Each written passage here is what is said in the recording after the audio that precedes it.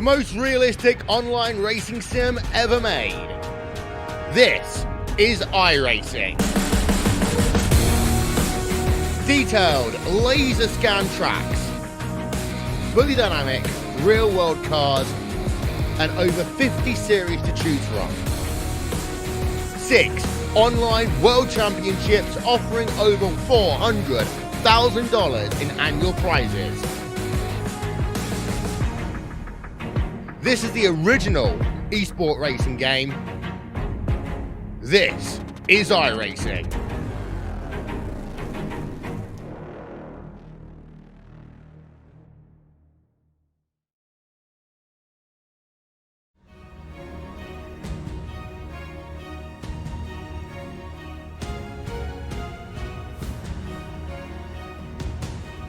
Live tonight for the virtual Five Flags Speedway, we say good evening, sim racing fans, and welcome to the final night of the 2019 Speed 51 Elite Snowball Derby presented by Five Flags Speedway. Happy that you're with us for this special presentation of RaceSpotTV on Speed51.com. Along with our director, Hugo Luis, and Brandon Kreutz, my name is Evan Pasoko. Happy to have you with us, virtual Pensacola, Florida. Brandon, a couple of nights of action already in the books this week's here from Five Flags Speedway. We've already thrown out a couple of those each after the flags, but tonight is the main event as we get set to crown the first ever official esports Snowball Derby champion.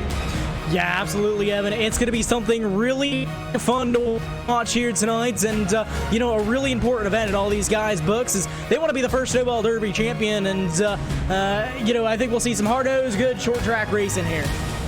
Qualifying session is underway. We have over 60 drivers attempting to be a part of this Snowball Derby feature race as we'll go racing into the evening tonight for 200 laps of action, but only 36 cars are actually going to make it to that main event. So through this single car qualifying, we'll select our top 30 to advance to the feature. And in about 3 minutes from now, everybody who doesn't make that cut line is going to head into our last chance qualifier. Only 6 drivers going to make it out of that one. That is how we'll get our 36 car main event. Of course, I mentioned this isn't the only night of racing. With the Elite Racing League Snowball Derby week, we've already seen checkered flags handed out Sunday night and Monday night. Brandon Wilkinson opened up the week here for the virtual Five Flags Speedway with the win in the Speed 51 Elite Street Stock 50. And then Monday night, the Elite Snowflake 100 in the late models was won by Alex McCollum, just like it is in Pensacola, Florida, coming up this weekend, Brandon. Those are nice races to win, don't get me wrong, but this is the main event this evening, and there are a lot of heavy hitters in this race tonight. Yeah, heavy hitters for sure, and this is the race that everybody wants to go for. As you said, you know, winning the 100 was nice, but you know, this is the trophy that everybody wants. This is the main event. This is the other ones were kind of the show of the show. This is the main event. This is where it all goes down, and these guys are going to fight down to the very end of these 200 laps at the trophy here tonight. You can see the live qualifying times on the left-hand side of your screen. Currently watching Dalton Collins in the 95 take to the racetrack right now as he tries to get himself on that top 12 board. McCollum was the best driver in the practice session, currently pacing to be the best car in qualifying. Top 30, again, all you need to lock yourself in to the main event. All of this sim racing to take you to place on the iRacing service in conjunction with the folks at Elite Racing Leagues 51 is building up to this weekend's Snowball Derby, and you can stream every lap of the 2019 Snowball Derby live on Speed 51. Go to speed51.com/Snowball Derby and select the pay-per-view package that best suits your needs. It all gets started tomorrow night, only right here on speed51.com. I do think, though, that this B-Main, or the last chance qualifier, if you will, coming up first, Brandon, going to be a very good indication of how aggressive these drivers are going to be. It's only 20 laps. So it is a long shot from that 200 lap main event. So strategy nowhere near the same. But of course, if you don't make the top 6, you're going home. A majority of the drivers who start this one, it might even be a 50-50 split, aren't even going to make it to the main event. Yeah, absolutely. These 20 laps are going to be really important to some of these drivers, and I think you're going to see a lot of these guys fighting down to the very end of this thing. This will be a good view of maybe what we'll see coming down to the end of this race, but right now these drivers are focusing on getting into the main event, getting themselves set up to where they have to be, and then they'll go from there. So the qualifying session has drawn down, and your top 30 cars are locked in to tonight's main event. That leaves 27 on the outside looking in as they get set to go last chance qualifier racing. So let's go trackside, take a look at your RaceSpotTV starting grid. We start with the 31st fastest car into practice, and first on the grid for the LCQ. That's Tyler Young in the 44. He'll bring us to the green flag to kick off this evening, and the 111 at Evan Rogers alongside him in second. Robbie Neely and Kevin Turnmeyer Jr. make up row 2, with Matthew Beyer rounding out your top 5. Looks like it's going to be Cale Gale starting there in that 6th position. 7th going to be Joshua Personette. Kenny Gibby going to be starting that 8th position. 9th going to be Cole Duggar, and Michael Farron going to be rounding out your top 10. Jared Abel, Christopher Clanton, Zane Scott, Michael Goodman, and Johnny Thomas through 15th position with Dustin Dewar, Nicholas Williams, Barry Hines, Kevin Finn, and Brent Welch. That'll be through P20. The rest of your grid goes as followed: Richard Hines, Lyle Christensen, Justin Brahms, Alex Balvans, Ethan Reasoner, Nick Rogas, and JJ Garrett going to be rounding out your field through 27. 27 cars going to be starting this 20-lap event. And with only 20 laps on the board, obviously the top 6 is the place to look for. How many drivers are we going to see who start top 6 drop out? How many drivers from outside of those transfer positions at the drop of the green flag are going to find themselves in? It's not quite the main event, but it is the final step until that point. And we're happy that you're with us on RaceSpotTV and Speed51.com. Pace cars off and away. It'll be Tyler Young's field to control as we go last chance qualifier racing in Pensacola. Green flag in the air. Let's go to 1. Heading down through corners number 1 and 2. Now it's going to be the 44, Tyler Young, going to be leading the field. Looks like Devin Rogers is going to be able to follow behind. Top 3 is going to be Turnmeyer Jr. into that number 66 machine. Looks like a battle for 6 behind those guys.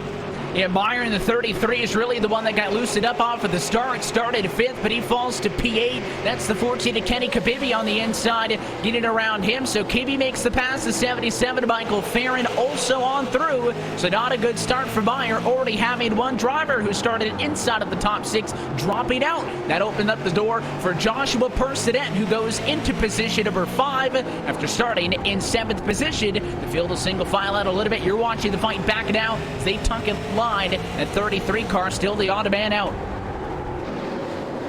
That he is. Looks like Personette back there in the 7th. Again, talking about that 5th position. Really trying to muscle his way up into that 4th spot. He's got company from behind, and looks like a little bit loose. Got the 83 there. A little bit of contact with that inside wall. Everybody clean and green so far. These guys fighting hard all throughout this field. It looks like a freight train. One little mistake could lead to more, and looks like caution flag has been thrown. Yeah, problems on the front straightaway. Couple of cars involved in this one. One of them the wrong way around. That is Lyle Christensen right at the start-finish line. So that caution flag comes from the tower. But it looks like the incident actually started after contact with the 86 and the 112. There's that 52 backed up against the fence. It looks like it was Ethan Reasoner who got hit in the back end. That car had kind of got loosened up a little bit going down into turn 3. Checked up for a spin in front. He got punted around, and as the cars in front were able to hang on, it was actually those drivers who got into trouble trying to avoid the initial contact that actually bring out the yellow. So that'll stack the fields back up, and again, Tyler Young going to be leading this thing so far. He got a pretty strong start there, Evan, and he's had the field in his hands pretty much this whole race so far. Again, only 6 laps of the book so far, currently on lap 7 of 20. Certainly still a long way to go in this one, and of course, when you do it comparatively, that opening run is going to be very short. The big thing to keep in mind here is, of course, now we'll get everybody grouped back together. Your race leaders had just started to get a little bit of separation. Again, everybody who started top 6 still there. Only change is the 7 to Joshua Personette from 7th to 5th, taking advantage of the bad start by Matthew Meyer. Other than that, no changes for that top 6 cut line. Again, 30 drivers already know that they're going to be in the feature race this evening. 6 more still to join. And as we pace under yellow flag conditions, this really does, Brandon, take a lot of critical laps out of the picture for the drivers who are still trying to make their way through the field. And you start P22, 23 in this race, I think that's almost close to pretty impossible to race your way in a very short LCQ. You would at least like all 20 laps to work with. So this yellow hurts those cars. Yeah, absolutely hurts those guys. It puts a little bit more sweat on their foreheads, if you will. And these guys trying to fight all the way from the back of the pack, even around that cutoff line, those guys start to get a little bit more worried. They're going to have all the guys stacked up behind them, and, their work is not done. That goes for the guys that are even sitting on the bubble right now. Their work is definitely not done yet. They've still got a long 12 laps to go in this race. Yeah, still a long way to go, and we'll see when the lights going on top of the pace car how many laps exactly will be left in this one. Again, Young still the first place car. He, Rogers, Turnemeyer Jr., Keneally, Personette, and Gale. 1, 2, 3, 4, 5, and 6. Your provisional transfers, but as the lights go out on top of the pace car, we'll double them up. Doubled up, stacked up, ready to go back. Green flag racing. The field behind the hands of the iRacing official pace car now. Tyler Young going to be leading these guys to the green. Devin Rogers going to be running right behind him. This time by that pace car will duck off as these guys ready to get roaring once again. Buckle the seatbelts tight. Pace car is in the 44 machine. He's going to be on the throttle. Green flag is back in the air. Trouble down low in the front stretch. That's the 7 to Personette, and it is a huge pile up now into turn number 1. And it all started with the control car of the 44 not going when the outside line expected him to. He waited all the way to the drop of the green flag. A couple of cars got restless, and Personette got punted into the inside wall, and it only got out of control from there. Everybody from that spot on the back collected. Trouble, big trouble there, and chain reaction gone terribly wrong, and that takes out a lot of drivers out of contention that were close to that bubble up there, and really unfortunate break for a lot of those guys.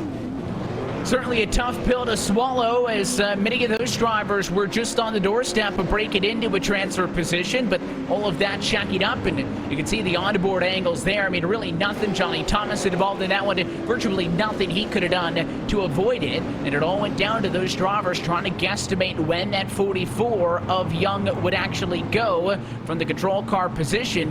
He waited, and in fact, of course, with that incident now, the 44 is actually tanking out for the race lead in this one. So looks like he's actually trying to limp that car through. He falls to 4th, and all of a sudden there it is, the 66 of Marvin Turnemeyer Jr. That's your new race leader at lap 14. Cale Gale will jump up to 2nd, and Michael Farron from 10th, he'll go to 3rd. Tyler Young, who was in control of the field, falls to P4. Kenny Kibbe is P5. And how about Kevin Finn finding his way through that last accident? Brandon started 19th position.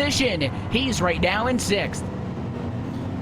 6th position on that bubble right now. What an impressive run so far from that 53 machine. Again, one of the drivers that started pretty far back in the fields and managed to make his way up there. He managed to keep his nose fairly clean and up here fighting for that transfer position.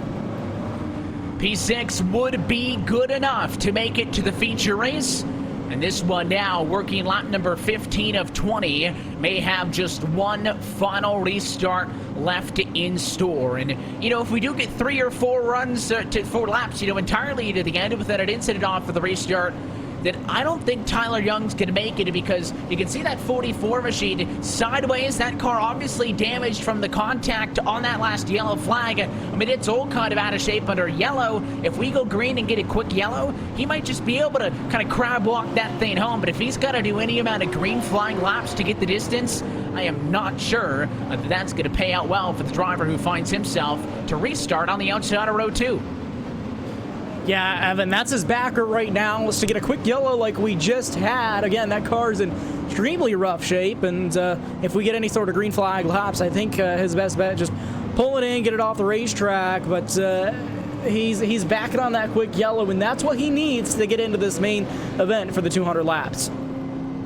Lights on top of the pace car are out, so we get set for what could be the final restart of the LCQ this evening. We'll come around to complete lap number 17, and it'll be a 3-lap run to the end here from Five Flag Speedway. Turnbuyer Jr. and Gale side by side on the front row. Winning the LCQ is not the objective. Top 6 if you want to go feature race competing a little bit later on. The field's in the hands of the 66 on the inside line. Let's see how they restart this time at a turn number 4. A lot of beating and banging. We're back underway though. 3 laps to go. Look at that 44 machine. Watch him. He's all over the racetrack now. Manages caution flag into the air. When we mentioned it under the yellow that you had to watch the 44 of Tyler Young. Of course, that car was really damaged, and here's a shot from further back in the pack as, again, everything just kind of broke wide open, and I'm not sure how directly tied that bit of contact that we just saw was. The incident that actually happens up front, that may have been a separate product of all the, checking up with the race leader, obviously doing the smart thing, I suppose. I don't think that was an accident, Brandon, that he waited to slow down the field because the yellow makes it real easy on him. But for Tyler Young in a 44, stayed out there with the damaged race car, I didn't see how that would have ended any differently. Yeah, no, that was a tough decision, and I understand his reasoning behind it, but yeah, going down through turns 1 and 2, that car crab walked as bad as it was. You would have thought he was on dirt with how sideways he was going through the corners, and just tough break for everybody behind him. So we already locked in 30 drivers from single car qualifying, and Cale Gale, who ends up at the front of the field through the LCQ, started on the bubble into position number 6. He'll come behind the pace car at a turn 4 to take the checkered flag and win the LCQ. So Cale Gale, along with Marvin Turnbuyer Jr., Michael Farron, Kevin Finn, Kenny Kibbe, and Alec Balvans in P6. Those are the drivers who will advance into that feature race. And now we know the 36 names. 36 drivers. The field of 36 is for the 200 lap Snowball Derby, Speed 51. These guys going to be ready to roll here. And of course, this event being put on as we take a look at the results from that LCQ. Your top 6 are the ones that go home. So Clanton, Persidet, Williams, and Duggar are the top 10 who don't make that cut. And unfortunately, their night ends. So does everybody else. So position 11 on the back for Richard Hines, Michael Goodwin, Matthew Meyer, Robbie Kennelly, and Ethan Reasoner, along Devin Rogers. All these drivers laps down. Brent Wentz, Dustin Dewar, Johnny Thomas, and Tyler Young, P20. They're not making it either. And then to round out the field, you also have Jared Apel, Nick Nickus, also Justin Froms, Barry Hines, Lyle Christensen, Zane Scott, J.J. Garrett are the drivers who do not advance out of the LCQ. So 2 minutes left now for our 36 remaining drivers to practice this one out. This Speed 51 Elite Snowball Derby is put on by our friends at Elite Racing Leagues. The Elite Racing Leagues offer Cup, Xfinity, Truck Modified, IndyCar, and Sports Series Racing. You can log on to EliteRacingLeagues.com to register for any of their upcoming seasons and stay up to date with them online. You can give them a follow at Twitter at @EliteRacing_, or also on Instagram at Elite Racing League. The Elite Racing League would like to thank Join APS, Home Place Beer Company, Worldwide Technology Raceway, and Daisy Gone By Vintage Apparel for their continued support of Elite. So now we know the elite drivers, no pun intended, who are going to race in this Speed 51 Elite Snowball Derby. Branded, 30 of them had a lot easier of a night getting in by qualifying. Them had to race their way in through the LCQ, but now it is a whole new ball game as we go main event racing.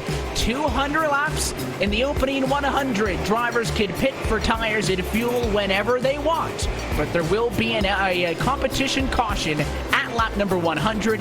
That will be the last time where tires are an option. For the second half of the race, you cannot come back down pit road.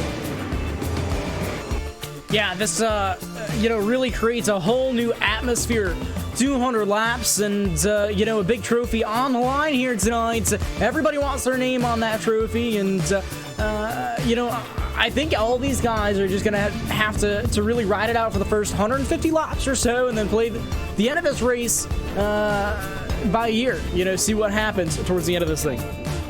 Let's go trackside and introduce you to the Race Spot starting grid as we go feature race racing for this 2019 Speed 51 Elite Snowball Derby presented by Five Flag Speedway. Pole position goes to Alex McCollum, so he'll bring us to the green flag, and Brandon Wilkinson will join him on the outside of the front row in second. Max J. Cookson starting in third position, along with Jake Matheson rolling from fourth. Brandon, and then it is Ryan Lutz inside of row 3, P5.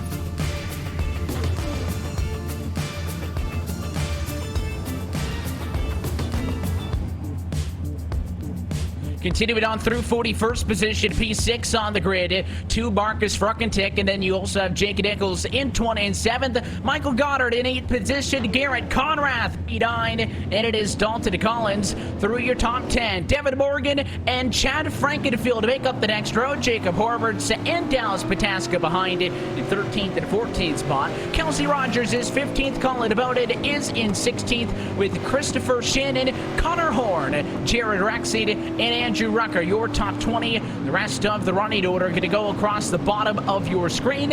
Again, through 30th position. We're based on qualifying times earlier, 31 through 36, based on the last chance to qualifier.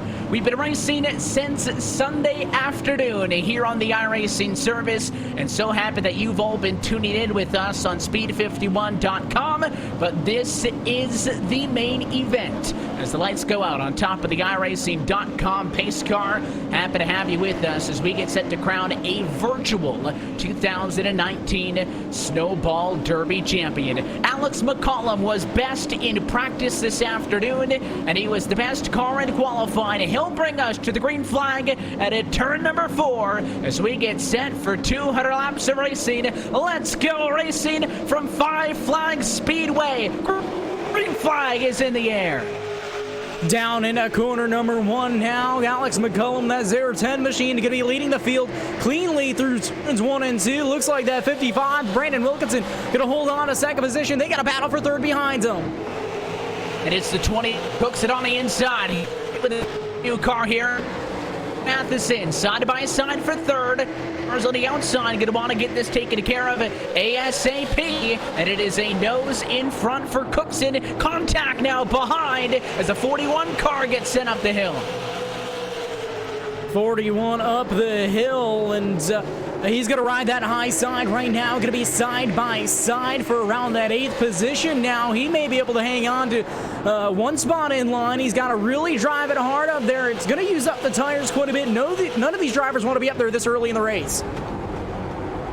And of course, that's why you could see them fighting so aggressively in those side-by-side exchanges to get down in line. On board with the car in 12th position, that's Jacob Harvard. So you can see the 41 machine also stranded up on the outside. That is Marcus Fruckentick, but he does find a spot. No, he'll get punted. The 41 car gets turned. Caution flag is out, and I think somehow they're going to get that one a lot better off than I thought. The RaceSpotTV replay will show right there. Brandon wanting to make that move to the inside, wanting to be stuck on the outside. Came across the nose of the 95. He broke sideways. Yellow flag immediately came out, and somehow, though, he was able to straighten it. Yeah, absolutely. You just wasn't quite clear with that move made down to the bottom of the racetrack, and somehow, some way, all the drivers were able to straighten it out, pull through, and keep it fairly clean from that point forward, and looks like we're going to see that 41 car pull it into the pits, maybe for a little bit of repair on that left side. And that's a tough break to have to come down to this early on. Again, rules, procedures for this 200-lap main event is you can pit as many times as you'd like. Take whatever tire fuel combination you want in the opening 100, but there will be a competition to cause you to cross flags at lap number 100. That'll be the final time you're allowed to take tires, so the second half of this race should be a lot more uniform in the fact that, you know, drivers aren't going to be making those decisions. So that does play an interesting, I guess, strategy or twist on the strategy, because typically, Brandon, you would try to set up where you make your stops early in this race to coordinate with your final trip down pit road. If that LC or that caution flag's not at the midway point, then maybe it's a little bit later, but now you know the last time I can get tires is going to be lap number 100, so I think these drivers are going to have to make their decisions on whether to pit or not in the opening half of the race based on the fact that you're probably going to want to come in and take tires at that midway point. Or what if we get a yellow at lap 90? Do you take your tires then and opt to not come down at that midway break? Track position, all of these different options, and with 36 cars in this race, I guarantee we'll see a lot of different calls. Yeah, absolutely. A lot of different calls are going to be made, and right now these guys staying out. They're going to be doubled up, stacked up, ready to go back green flag racing behind the iRacing pace car. And right now, Alex McCullum has got the field in his hands. Brandon Wilkinson, his outside. Again, still 36 cars strong. Nobody out of this race yet. Alex McCullum going to be leading these guys back to the green flag on this restart. The 0-10 machine ready to get going here. On the throttle once again. Green flag is back in the air. And it'll be a better start for the outside. So it's a challenge from Wilkinson, side by side for the lead at lap 10. But it's the pole sitter on the bottom. McCollum clears, and he'll defend the number 1 position. Wilkinson tucks P2. And once again, we dance for third. Sit in the 28. He's on the inside of the 52 of Matheson. Door to door down the back straightaway. Those two battling once again, and it looks like the rules have been reversed. That 52 on the outside, caution flag flies again. And it's a huge mess in the back of the pack. Your race leaders are well and clear of it, but it got ugly mid-pack in a race down to turn number 3. You're taking a look at the RaceSpotTV replay right now, and you can see just how far up the road that smoke comes from. I think you got to look for the 15 car of Kelsey Rogers. That's the first car that gets turned around. Contact between that and the 35 of Rucker. There it was. Just a couple of cars stacked up into the corner. I don't think any malintent on anybody's part, but that little bit of a check up and accordion effect into the 3 sent one car around it. And once the racetrack was blocked, it was on from there. Here's the onboard with Gerald Campbell outside. Did the cars break sideways? A whole lot of smoke and no openings to safely get through. Yeah, tough break for a lot of those guys. A lot of those cars able to drive away, but drive it away with a bunch of damage. One important thing at this race is, especially early, Evan, I think, is to keep their nose clean, keep the car clean, and just try to make it to the, at least towards the end of this race. You can't be in it for the win if you're not in there in the end. And that is the key. You can certainly lose the race on lap number 1, but you can't win it on lap 1. And obviously, track position and qualifying, not only a very good indication of what your race car is going to be like on track. And if you do see this kind of stop and start pattern, especially late, if you get a yellow, chances are you'll get a lot of those short runs. That maybe the car more accurately reflects that qualifying speed, that very short, quick run speed, whereas if we get 50, 60, however many laps of green flag racing in a row, maybe that could open things up a little bit for some of the drivers who don't feel as strong into qualifying, but could make that equipment last longer on a long run. Of course, as the lights go back out on top of the pace car, the other benefit to qualifying is you've been in front. Chaos, race leader, still unbothered. Everybody who started top 10 still running in the top 10 positions. No change on the front row as we get set for another restart. It'll be the 10 of McCollum back at the bottom, and Wilkinson topside once more. The 55 actually beat him to the start-finish line on the last one. Wasn't good enough, and the 10 was able to clear at a turn number 2. So let's see how they navigate this one as Alex McCollum takes another restart with 15 laps down from 5 flags. We're back underway, and the run down to turn 1 sees Wilkinson challenging for the lead on the outside. He'll keep a nose to the back straightaway. Now bobbles and tucks in line. Quickly to the bottom of the racetrack goes the 55, and Wilkinson trying to defend that inside line. He's got a 52 in his rearview mirror now. It's going to be the battle for third once again between the 52 and the 28. And the 36 now, the new player in this one, is Ryan Lutz sticks his nose to the inside. He wants to make it a fight for P4 after Matheson was able to get all the way around Cookson in the battle third, but he won't be able to do so. So Cookson stops the bleeding in position number 4, and now it is Lutz who's under the attack, but the 21 of Jake Nichols. Nichols looking high, and 137 of Michael Goddard behind, also peaking. A lot of drivers trying to make some noise. Look how sideways they were that time in 4. Trying to get a handle on these things. Jake Nichols was making some ground on the outside there, Evan. A little bit of a bobble that last time by, and once again right there, he's starting to lose a little bit of ground up there now as I think those tires just get a little bit too warm, but he's going to try it once again and just trying to find a gap down to the bottom. Again, there's kind of a freight train behind him, so his next best bet is to try to get that position away from that 137. Race leader spreading out. This is the highest side-by-side fight, and there's a lot of contact there as the 37 at Goddard absolutely used up Jake Nichols, roughed him up at a 4, and took that spot away. So Goddard now in position 6, and Nichols still under fire, but the 112 now peeking to the inside as it's Morgan now trying to take the spot. Yeah, here he comes out of the inside. Evan Morgan going to slide right up in front of him. Here comes Nichols once again at the bottom. That's where he wanted to be. That bottom line's going to prevail now. Once again down the front straightaway and give it to the 110 machine. Devin Morgan going to take that position. So Morgan gains another spot, and you can see how quickly that script flipped for Jake Nichols on the outside. He was trying to actually gain a spot. In the end of it, he drops back 2 and finds himself running in the number 9, or actually in the 8 position. So one back from where he started. Caution to flag. Back out. It's a couple of cars turned around in a 4, and I think Kenny Kibbe, maybe the first driver, was involved in this one. It did start with a 14, and that looked awfully similar to the last incident. Just a little bit of checking up on that bottom lane in 3. Kimmy got tagged, and it was when that car overcorrected back up the hill, Brandon, did he take those other cars with him. Yeah, hard contact between a couple of drivers right there, and looked like front end just clipped the apron there and set the car back up the hill, and nowhere for the rest of those guys to go behind him. So another early yellow in this one, and again, the trend continues that it is contact back in the pack, where I think those drivers may be a little desperate and not willing to work with one another than the guys up front. I say that full well knowing that we just watched a battle inside of the top 10 where they were door banging each other off of the corner to try to get the positions. But I do think that it is noteworthy that, of course, those cars at the back realize a 200 laps sounds like a ton of time, but you need to take advantage of every single one of these restarts. So conventional wisdom might say, all right, we just got a yellow.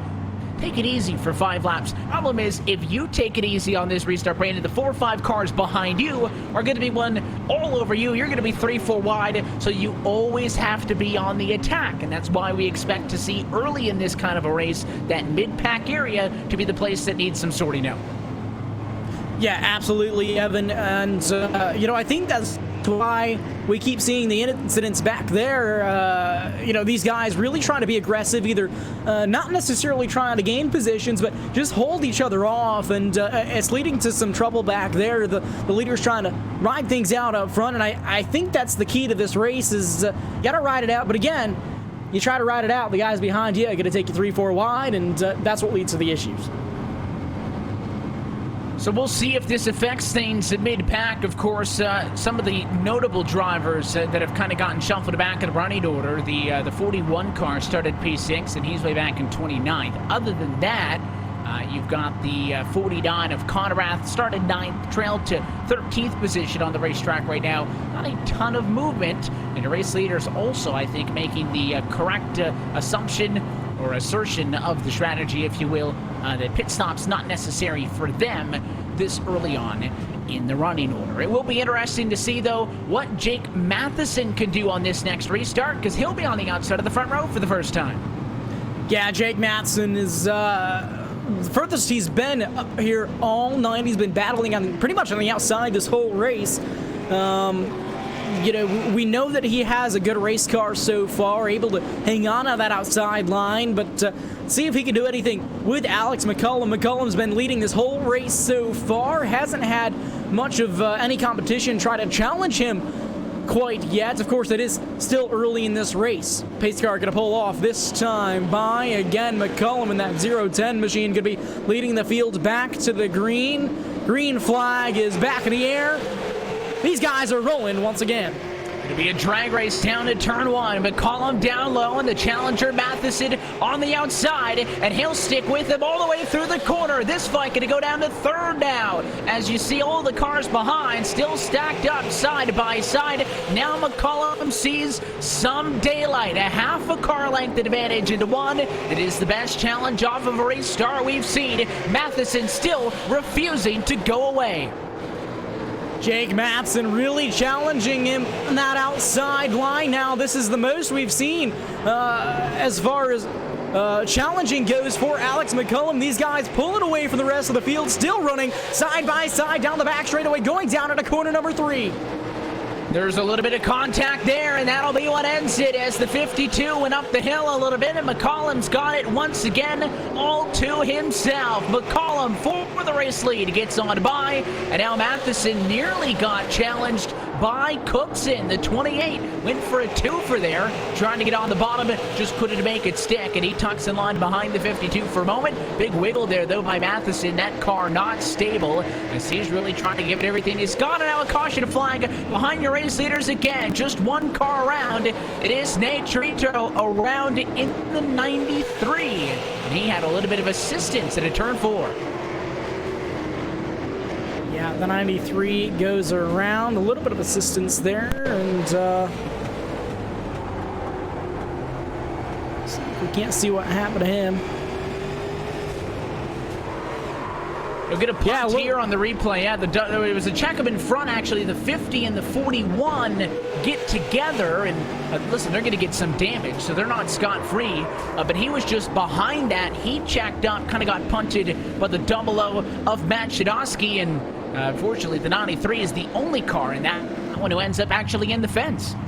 Yeah, kind of a nowhere-to-go situation for all the guys behind them. You know, when you're sitting down, these cars sit so low to the racetrack, Evan. When you're sitting right behind somebody like that, especially 2-3 cars back and you're running tight against somebody, it's really hard to see anything that's going on in front of you. So a situation like that, just really hard to get around and really hard to escape.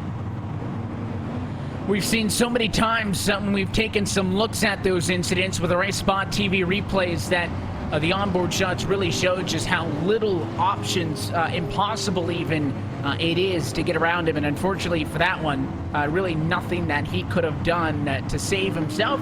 Of course, the benefit is, I think, that they had spread out enough off of the last restart that they were single file behind that point, so everybody else was able to survive a car incident. Certainly a lot less dramatic than some of the larger ones that have included at times up to nearly a dozen cars involved in them.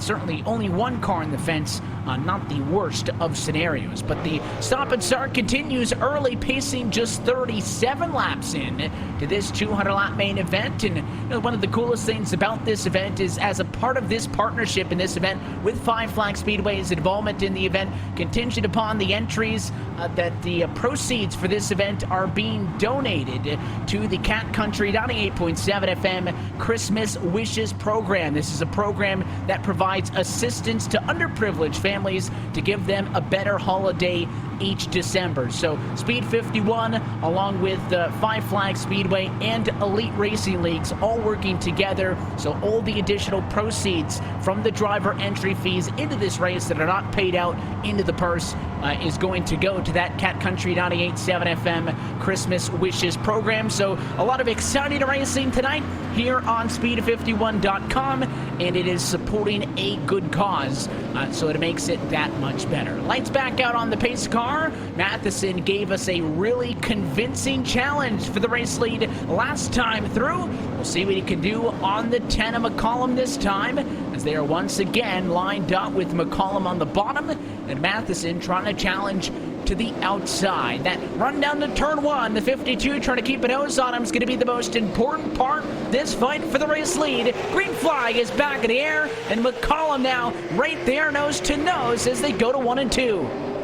Side by side down at a corner number 2 right now. The 52 Matheson going to be challenging once again to his outside. McCollum, Matheson be battling side by side still on a corner number 4. It's going to be a drag race down at a corner number 1. Still challenging, but the 10 cars got the preferred lane. Last time this fight ended, it was contact, and there's more there. McCollum pushes up, and it is Jake Matheson to the race lead. Somehow they're able to get through behind. No, there it is, a caution flag, and that may have just stemmed from everything that happened at the front. McCollum pushed real hard, and as you see your race leaders take away, it is that accordion effect that takes out the 008 of Jacob Harper. It's your top 2, though. So lucky that they weren't involved in that one. They did a very good job of hanging on to it, but it's all the checking up that leads to that incident right there. Yeah, again, that chain reaction that we've seen so much of tonight when that field is tight like that off these restarts, it's really hard to avoid, and especially with an incident like that starting at the very front of the field. Tough break for those guys, but it's just hard to get around it. But Evan, looks like we've got a new leader up front for the first time tonight. Jake Matheson managed to get around Alex McCollum in that 0-10. It is to the 52 of Matheson. He'll take over the top spot. His battle is not done yet, because McCollum will get an opportunity to give him a taste of his own medicine and pitch down on the top side on the next restart. But it is a new race leader, just shy of a quarter distance here at Five Flags Speedway. We talk, of course, about the excitement of wanting to win the first officially sanctioned sports Snowball Derby, with our friends at Five Flags Speedway being a big part of this event here this evening.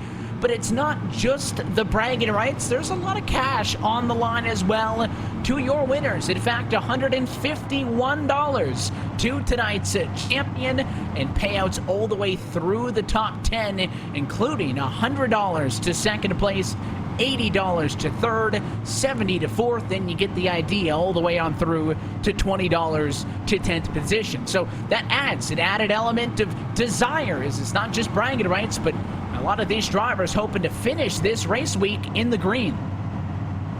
Yeah, absolutely. And, you think about the sim racing world, and, that's a pretty hefty payout for a race like this, sitting behind your computer at home. And that's the great thing about iRacing is sit down, get yourself a good computer, a good wheel, and go racing for a little bit of cash here once you get to the level of these top drivers. A lot of top drivers through the field tonight in this race here.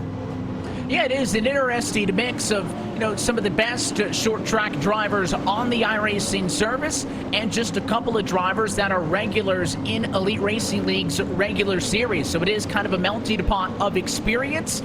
Everybody with an equal opportunity to go away with the win in this one. Want you to be a part of the conversation with us all night. If you want to talk about the race, use the hashtag Speed51 Elite Snowball Derby. Let us know what you're thinking as we get set to restart 4 laps shy of 1/4 distance. First time tonight, Jake Matheson is in control, but McCollum's right there with him as they race back to 1 and 2. The 10 car wants to take it back.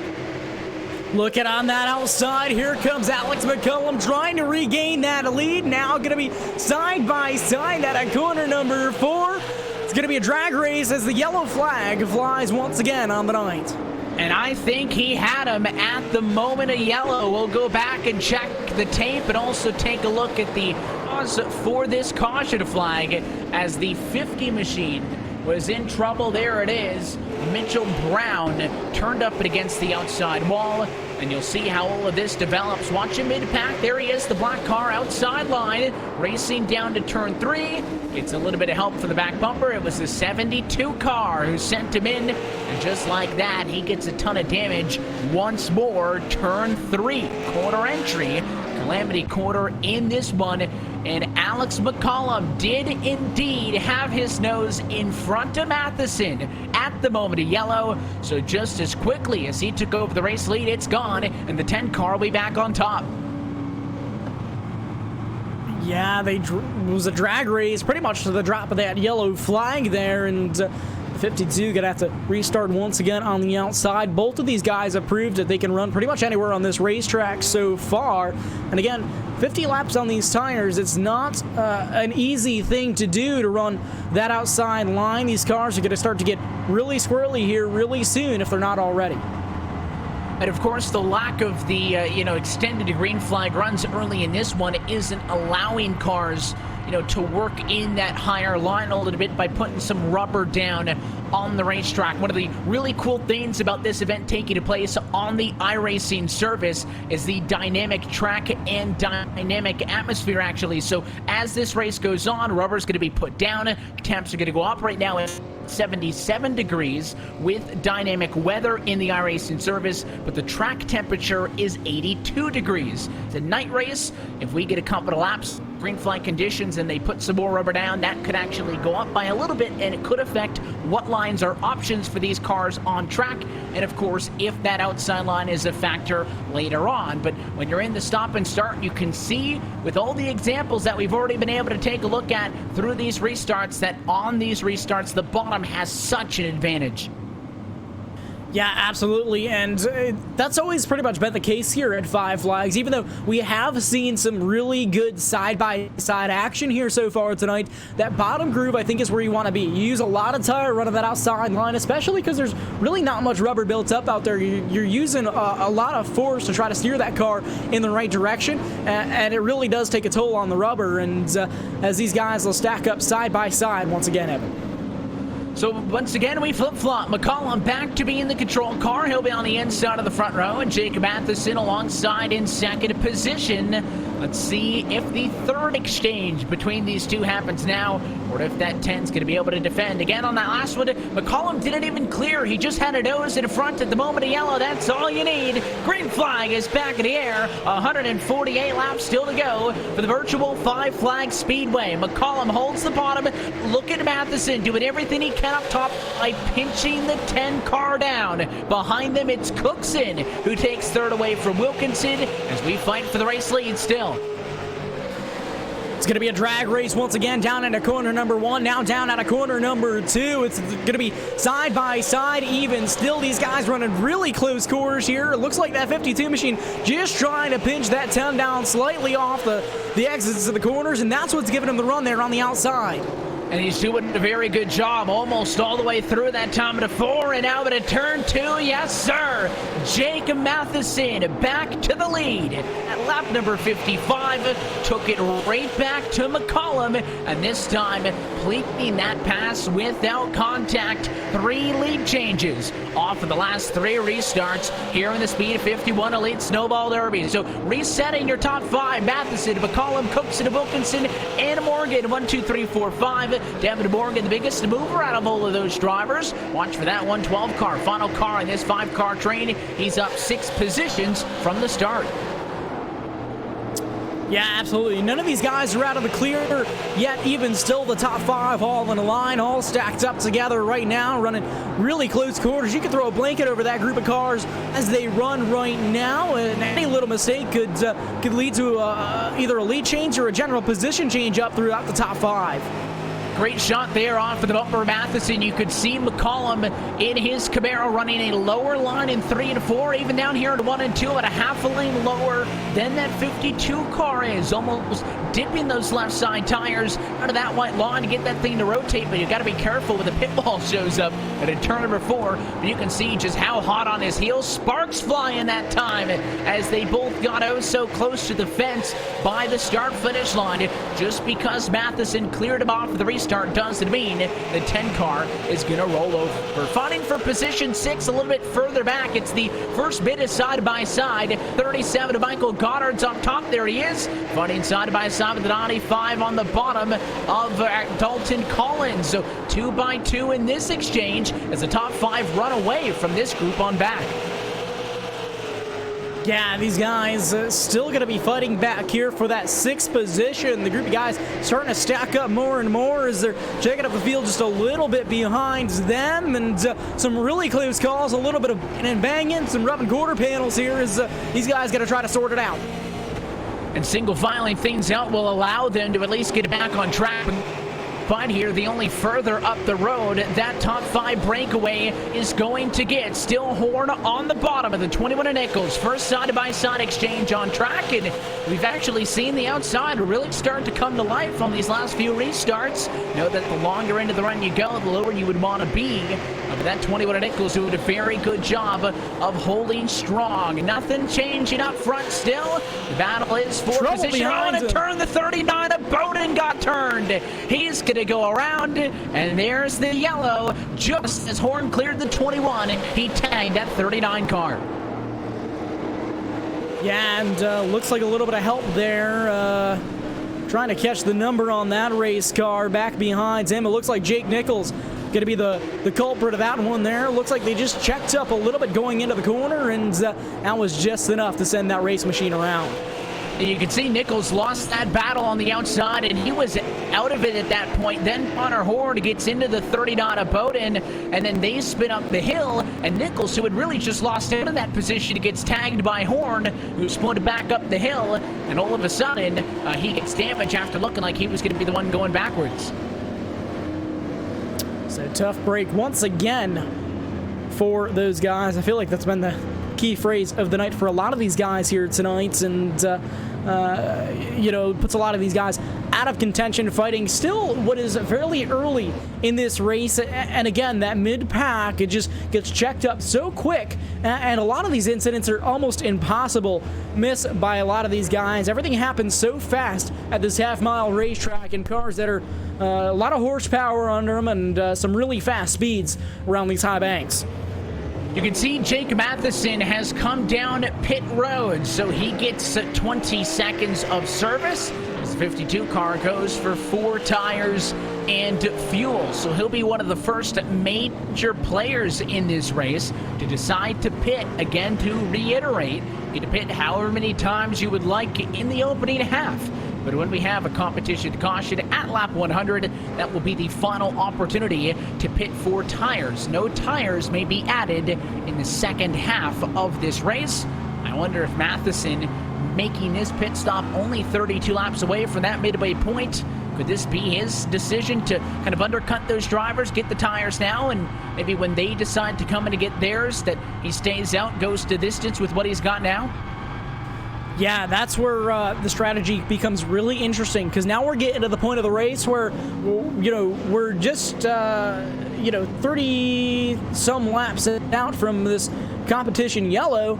These guys maybe starting to think a little bit maybe how they could take advantage of this rule that they can't pit after lap 100. Again, lap 100 being the competition caution period.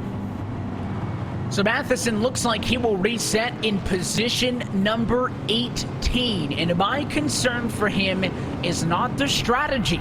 I think there's a lot of credence to, maybe making the decision to come for your tires now. And if everybody else decides to pit at one of the upcoming yellows or at halfway, you stay out. Maybe your tires are a little bit older, but you have the track position. I get that.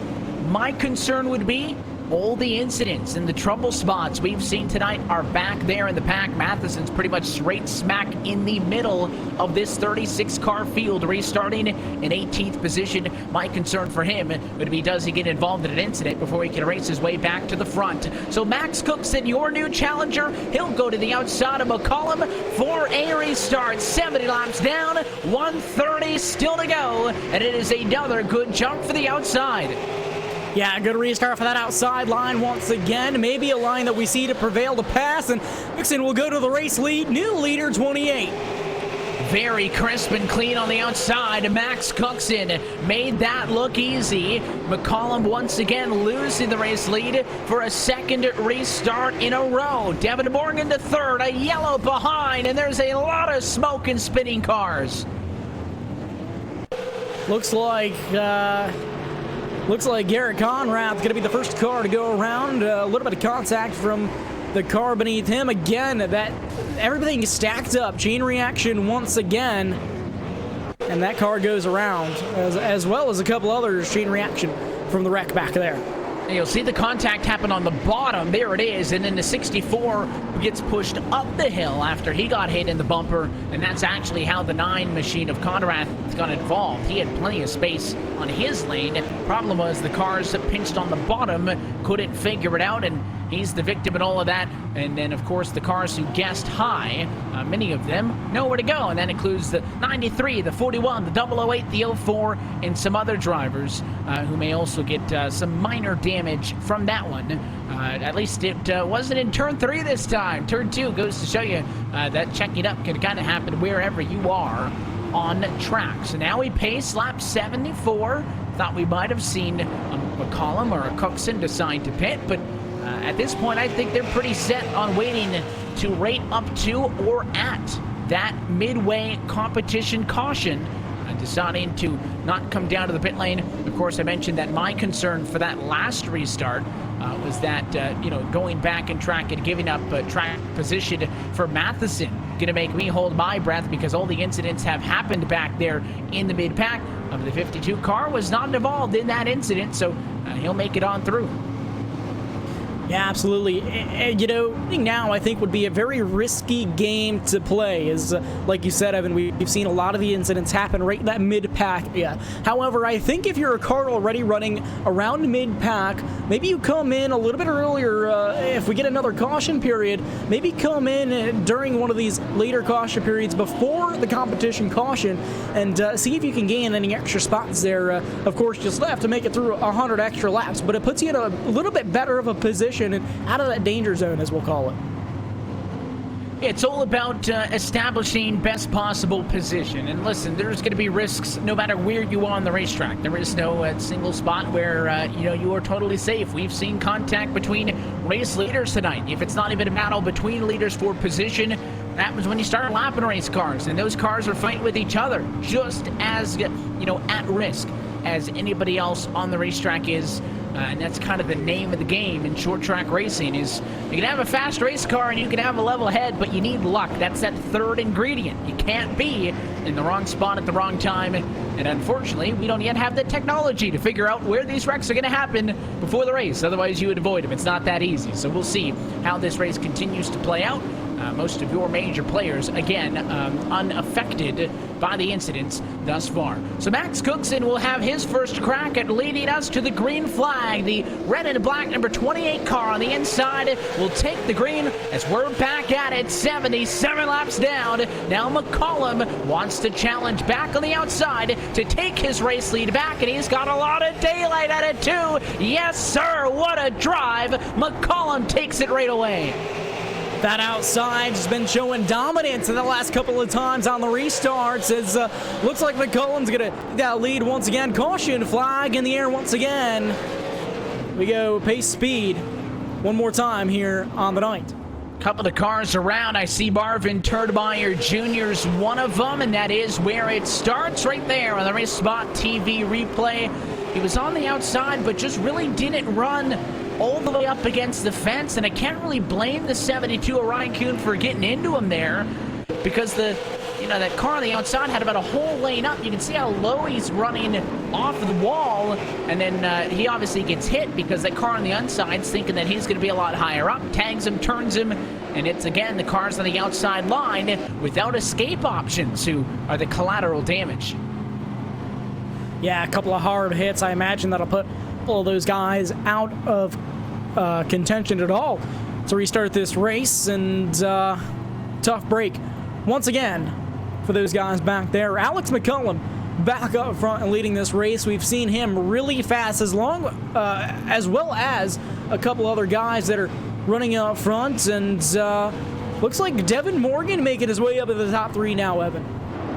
Yeah, he was in that number 3 spot for the last restart and hasn't, or I guess on that one, wasn't able to get an extra one out of it. But to be fair, he didn't have much of an opportunity. The last 2 we have seen, as you mentioned, that outside start to become dominant 2 for 2 on the outside line. First sit around McCollum, now McCollum around him.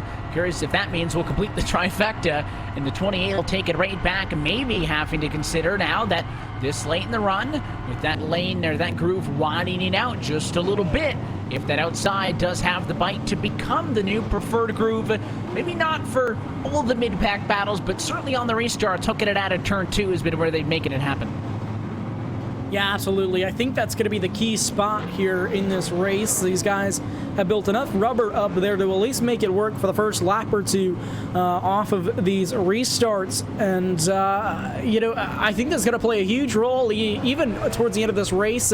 Fresh tires maybe going to be a different story. We'll have to see what happens. But, you know, these guys know they've got a competition caution. They're trying to get in the best position that they can before the playing field is level once again. You can see the lights still on top of the pace car, probably going this time through, and it will get set for a restart again. Still closing in. That competition to caution will happen regardless of, you know, current track state or the green flag run going up to it. Comp yellow, lap 100. Final time to take your tires. Lights on top of the pace car do indeed go out that time by, so we re-rack them and stack them. McCollum cooks it on the front row with Brandon Wilkinson in 4th, Devin Morgan in 3rd. They're going to be row 2. And then it is the 95 of Dalton Collins in P5. As always, the full running order ticket across the top of the screen for you. But let's keep a close eye on that challenge from the outside, as Cookson looks to be the 3rd car in a row to take the race lead off of the outside line on early start. 84 laps down, holding to the green flag, word back at it, and he's got a good look into turn 1.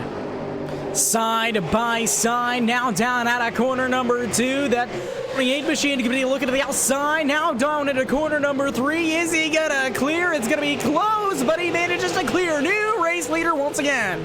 Cookson just so good on that outside line. I think that is the place now that everybody wants to be. McCollum tucks in line, caution to flag, 1 car up against the fence. It is Jake Matheson, the 52.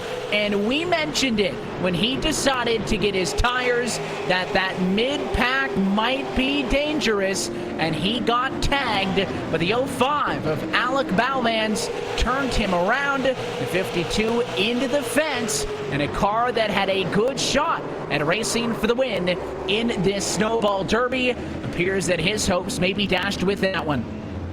Man, just the slightest contact of it is all it took for him to get that car squirrely and up the racetrack. He went hard contact without outside concrete, and that's going to end his night. I think that'll put him right out of contention for this race. Again, falling back all the way to the danger zone back there is where we've seen all the incidents so far, and it's a risky game to play. And it's the staggering on that one that really got him. If those 2 cars are side by side and they make that same amount of contact, nothing happens. We've seen race leaders hit each other like that on purpose, harder over the course of the race, just to move somebody up and out of the way. But when you're staggered, making contact with you is only on that left rear quarter panel. There's nothing you could do, and you could see, in fact, him try to save that car when it started to spin to the inside. That's why he ends up in the outside wall, because he overcorrected it up the hill and got into the fence. If he doesn't do that, he probably spins down in front of more traffic and more cars are involved. So it was a very valiant effort to try to save that race car. However, unfortunately, that doesn't count all that much in the back pocket of the car involved in that one. Jake Matheson will trail now to P27. And I think no, that's going to be hard enough to make up as is. I think the damage really is what's going to take him out of this. You could probably plop that race car back inside the top 5. That damage looked like it was a pretty hard hit. Yeah, absolutely. I don't think he's going to be able to contend for anything at this point. That was a really hard hit to the outside concrete. So I think that's going to pretty much end his night. Going back up front, Evan Max Cookson kind of pulled the trifecta like you said, 3 for 3 and taking the lead from the outside. And these guys really making it work off this restart. You know, something that's becoming a common theme of the night. And with no choose cone, you know, Cookson's going to have to stick at the bottom, and maybe Alex McCollum's going to get right back around him. The one thing that it does guarantee is for all of these restarts, we're going to get a show all night long as the 28 and the 10 continue to fight. The big change on this last exchange is Devin Morgan now no longer inside the top 5. He opted to come down pit road for service. So did Brandon Wilkinson. So those were 2 top 10 cars who came to get their tires. Again, we assume all these cars up front who have yet to do it will take it at the midway point. That'll put them further back in the running order. The drivers who may pit now stay out later. 9 laps away, though, from halfway home and that comp yellow. And Cookson's going to try to do that something hasn't done in a while. That's hang on the bottom line for a restart. 91 down, 109 to go, and a very good start on the front row as Collins pushes Cookson down and into the corner. Still not good enough, and McCollum now 4 in a row outside better, and the 10 car back to the lead. McCollum manages to clear for that race lead once again. It's not over yet. We see a lot of battling going on back here for around that 6th position. Kelsey Rogers trying to fight his way back through the field. We saw him involved in an incident earlier. He's trying to get back up to the front. You can see some of those battle scars on the front end of that 35 on the inside, but it is not going to hinder him from making that pass. He gets by the 82 of Cale Gale. Now a crossover. Gale going to go back to the inside. Started 31st in this race, courtesy of winning the LCQ. He's now at a race high P7 as he completes the pass. Cale Gale trying to fight his way up towards the front as well. Managed to keep his nose fairly clean so far throughout this race. He's up into that 7th position now, looking for more.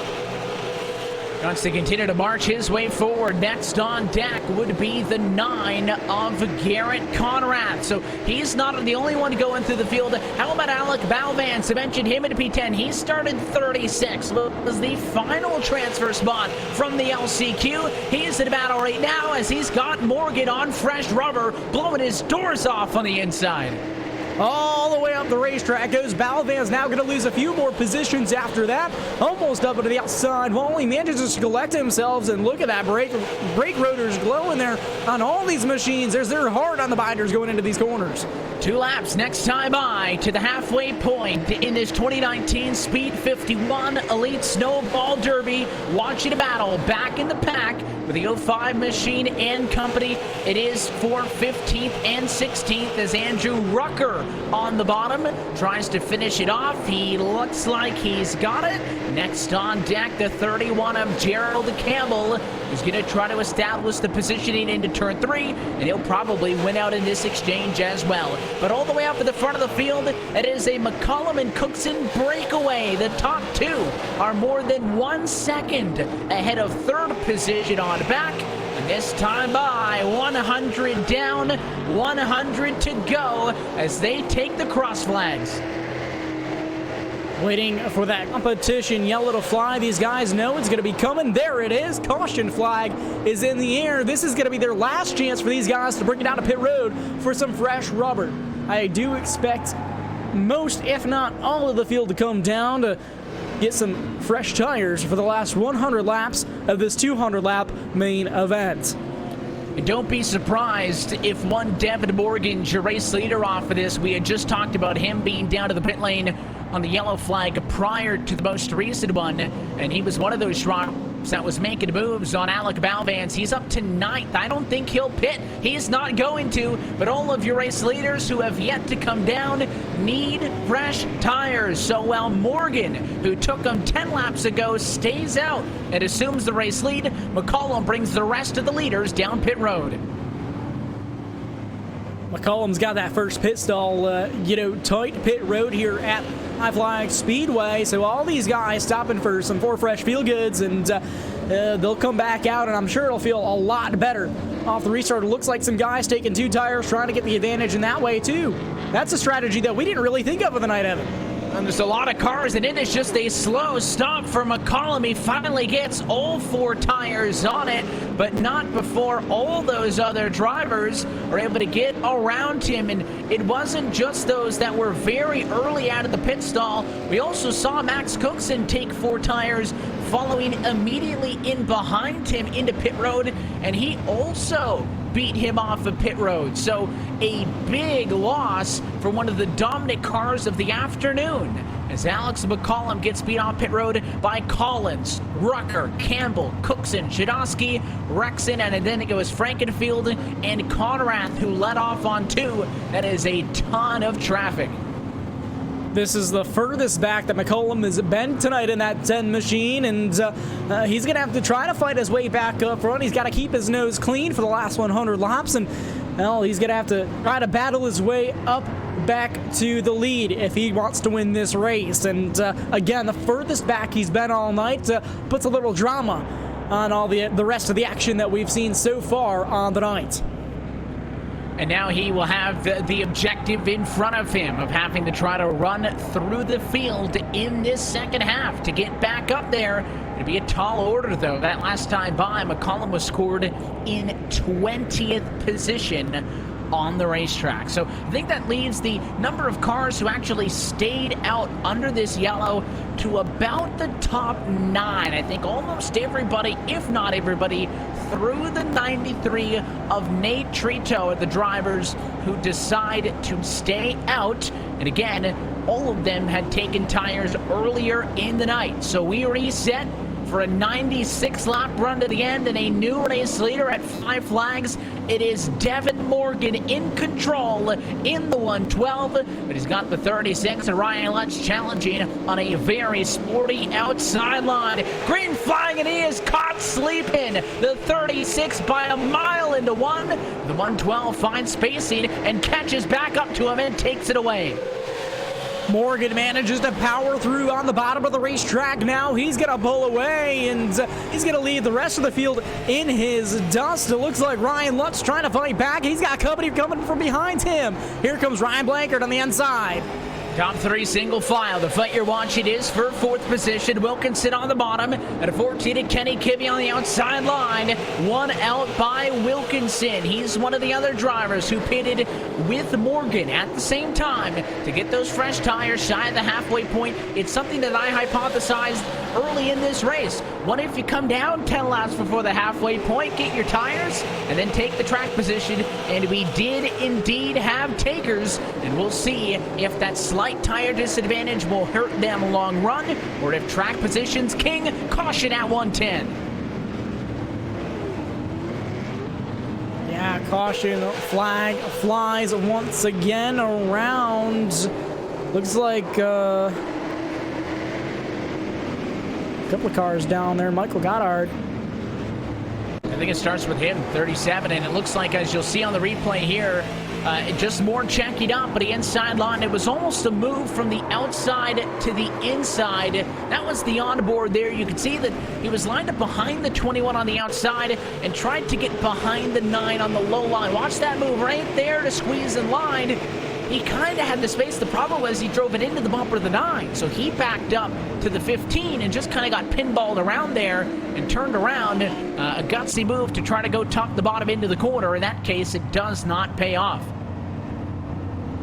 Absolutely not, and leads into a couple of wrecked race cars here once again. Again, right out of the danger zone. That mid-pack It's hard to avoid anything that happens back there. Again, only a half-mile racetrack. These cars carry some serious speed around the high banks of this place and can lead to some treacherous moments as we've seen so far. A lot of these guys up front able to do a fantastic job of wheeling these race cars around here. Devin Morgan managed to keep the lead after sleeping on the last restart here. He's got to be a little bit more awake from this one, as we've already seen the challengers be able to come up from the outside and sweep that race lead away. And I almost wonder, with the way that checkup went on the restart, if the 36 of Lutz was concerned that he may have been penalized for jumping that restart, because he was gone. And again, you know, when we say control car, we just mean the lead car. The rules do not allow you to have that freedom oftentimes on the iRacing service. When the pace car goes down, per iRacing rules, that's when you can go. You can start the race as the leader once the pace car hits pit road. Obviously, procedure for this Snowball Derby is go on green. And I wonder if Lutz was concerned about that to back up and basically give that position away. But speaking of Lutz, the 36 car down pit road, lap 114. Wonder if that's just for damage repair. He'll give up a front row seat. That he will. The front row going to be made up now. It's going to be Devin Morgan and Ryan Blankard going to be your front row for this restart. You see the battle scars on mostly the front end is what I'm seeing on these cars, Evan, and these guys still able to run up front. These guys will get stacked up, doubled up, and ready to go green flag racing once again. Some newer faces up on the front row than what we've seen so far all night. Again, Alex McCullum, who was up front most of the night, has had some issues on the last set of pit stops that he did at halfway. Still in contention of this thing, but has got to work his way up front. It's a pace car going to be making its way into the safety of pit lane this time. Once again, Devin Morgan going to be leading the field to the green flag as these guys are rolling once again. Much better restart going down into corner number 1 for Devin Morgan. And you can see the 9 car just doesn't have it center off, and maybe the damage is erased, but way checked up was Blanchard on the outside, and now it's Wilkinson into second position. The 9 will tuck down, then third, quick yellow behind the 82 car is one of the ones around, but it is not started with him. Problems much further up the road. There's the shot there. The 82, first one to get tagged, and around goes Gale, who was another one of your fast cars tonight, but ended up back here in traffic, courtesy of just how those pit stops worked out, Brandon. And this is just things that you can't really get away from being mid-pack.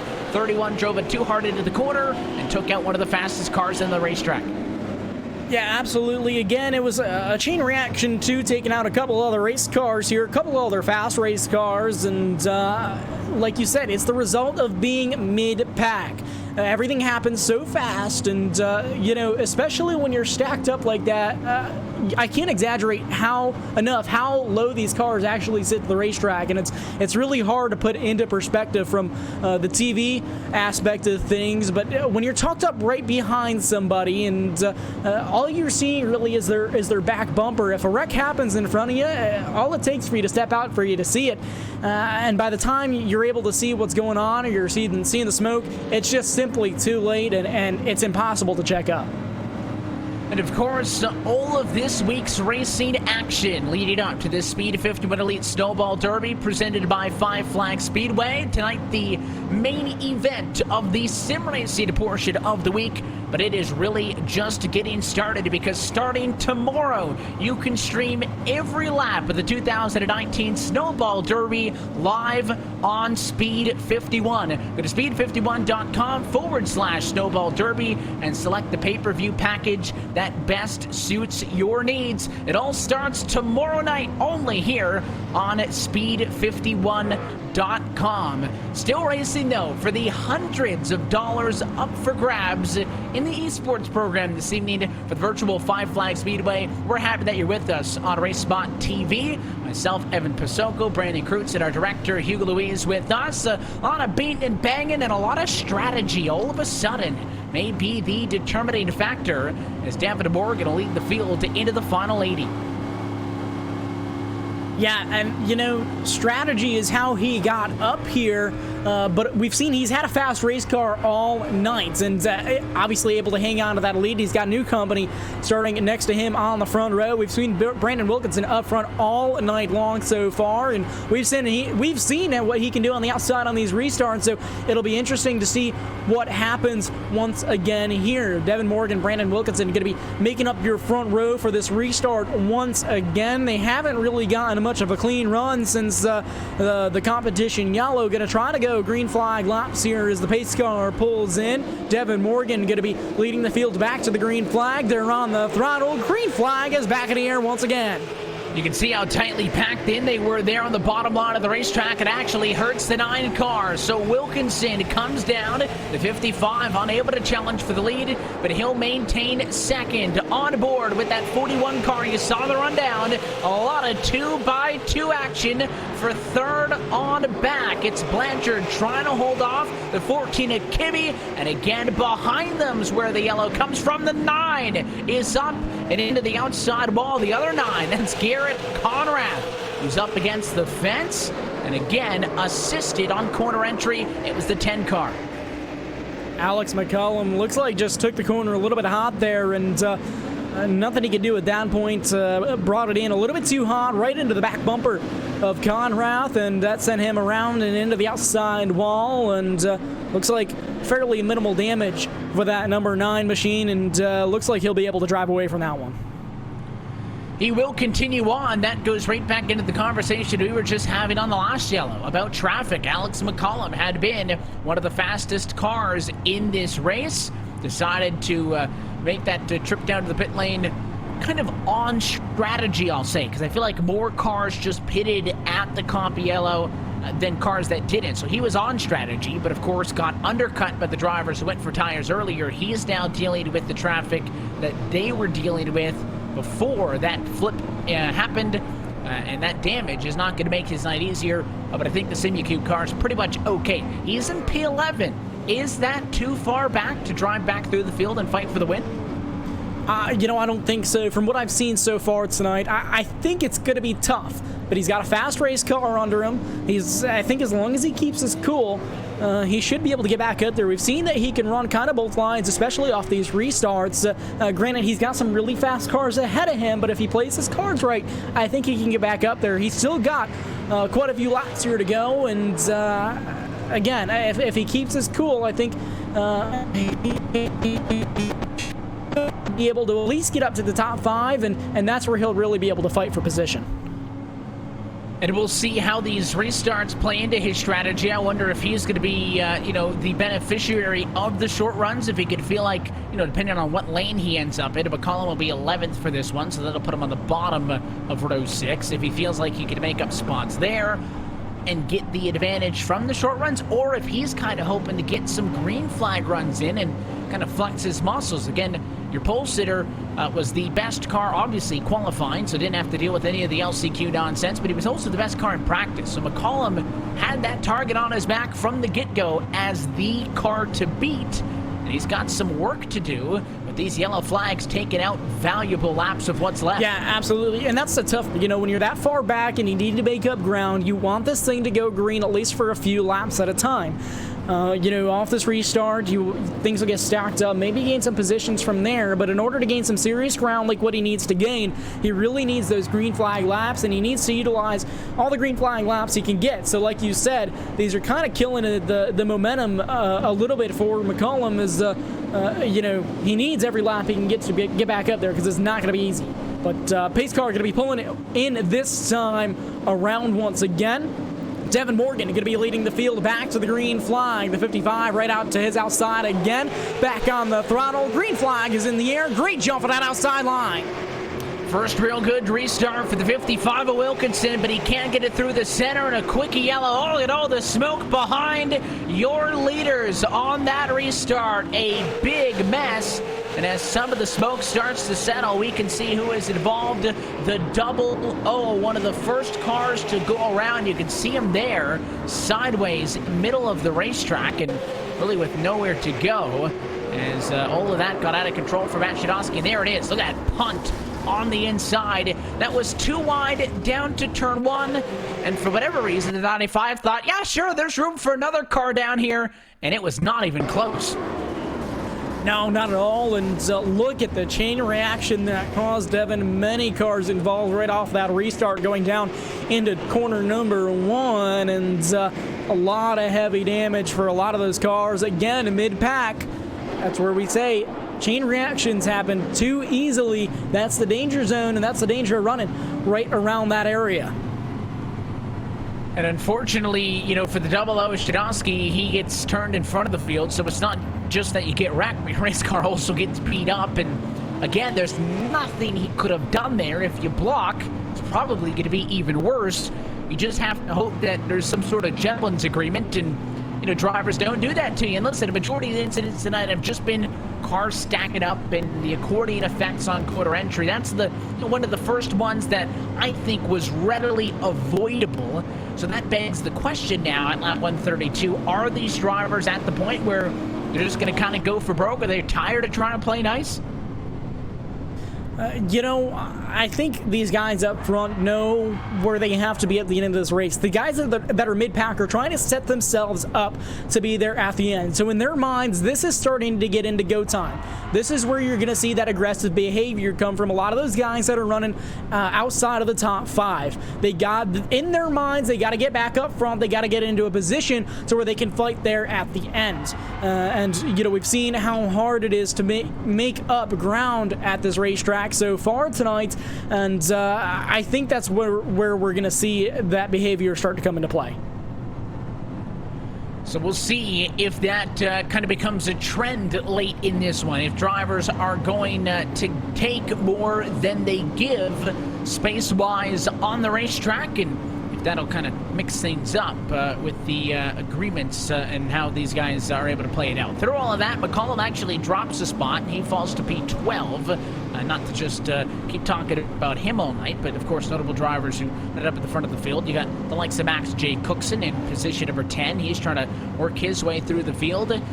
Very quickly, though, those cars who opted to undercut the midway break and get the tires then have really established a stranglehold on this race. I mean, there's not even, you know, one or two of those other drivers peeking in. I mean, it's Morgan and Wilkinson who made that call, and then you've got Blanchard, Kibbe, and Tritro, old drivers who started outside of the top 24, behind those top 2 to round out the top 5. So a lot of drivers who have played the strategy game, and at least at the moment, they haven't won, but they've ended up on top, and that's, I think, the hardest thing, is being in the right position through the opening to 135, but now you need a race car that's competitive through the end, and you got to make sure you take care of your equipment. Pace car going to dive down it in this time through. Morgan in control once more. He's been money from that inside line. Wilkinson's had nothing for him on the outside. A green flag, a back in the air, down to 1. The 55 gets out of the gate good, but just in turn 1, he can't stay with them, and Morgan will clear for the lead. Gonna settle out temporary for that late race lead. Now the 55 is gonna fall back, and looks like Brancher gonna be making his way up into that 3rd position as we gotta paddle back there for 4th now. Tretro gonna be looking there on the inside of that 93 machine. He wants to make this spot work side by side with the 41 up on the outside. Side by side, and a little bit of contact, I think, also that time in 3. They're able to keep this battle going on. And you can see behind them all the 2x2 as well, strung out off of the restart. So your top 5 single file. This fight for P6 on back is where it's at. Both cars sideways, and the 41 smacks the wall. That'll allow that 14 to get on through. And now it is Christopher Shannon winning for P6 in the 132. A little bit more contact between the 008 and that 41 machine.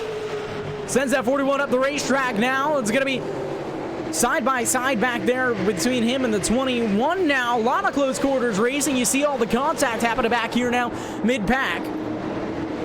And it's all happening to Frukanik there in the 41, and now a yellow comes out again.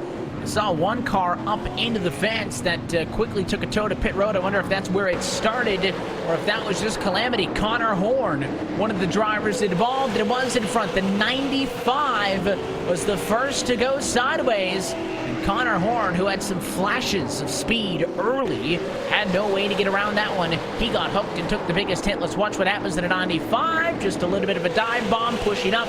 64 couldn't quite hold the bottom, and he tagged the car on the outside of him. Jake Matson taking some heavy damage under that yellow. Also, looks like, and you know, he was one of the top runners up front. Also, not having good luck since that competition yellow. Jake Matson, again, heavy damage there up against the concrete and pinned between the concrete and a car, and that's sure to affect the handling of that race car.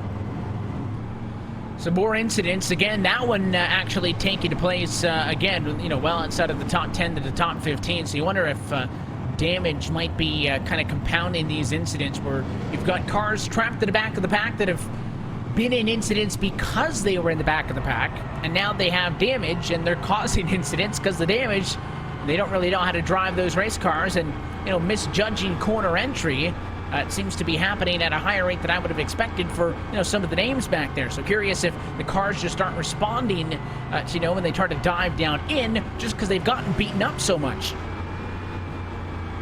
Yeah, absolutely. And, you know, a lot of aggressive driving happening all throughout this race and leading to some torn up race cars. Some of these guys still able to fight back up to the front of this thing also, which is quite impressive. These guys able to wheel their damaged race cars around, and it really proves just how good some of these drivers are. And a lot of these drivers in this race are really hanging on to what they got. And of course, trying to make these things last to the end. The objective, obviously, go and win. Everybody wants to say that they won the 2019 Speed 51 Elite Snowball Derby presented by Five Flag Speedway. But that is not the only thing to walk away with. Oftentimes, these special events, it's win or nothing. But with the top 10 payout, all of those spots have immense value.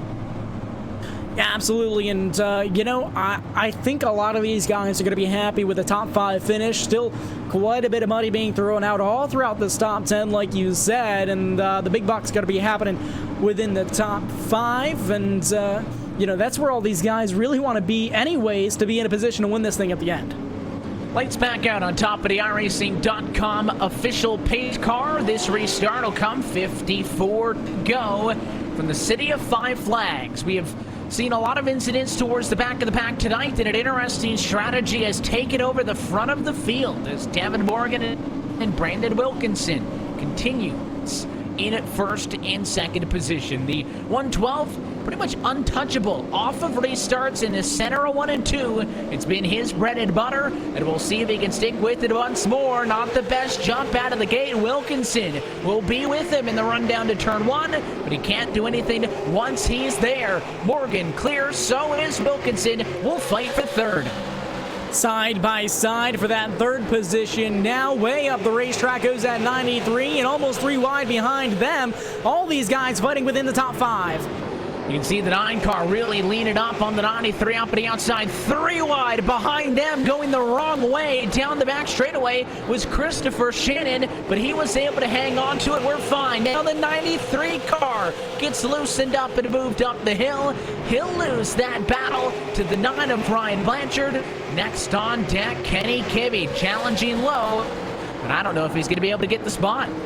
5 cars under a blanket, now 6 cars under a blanket for that number 4 position, battling up there within the top 5 and close quarters racing. We've seen this lead to disasters here. These guys racing it nice and clean.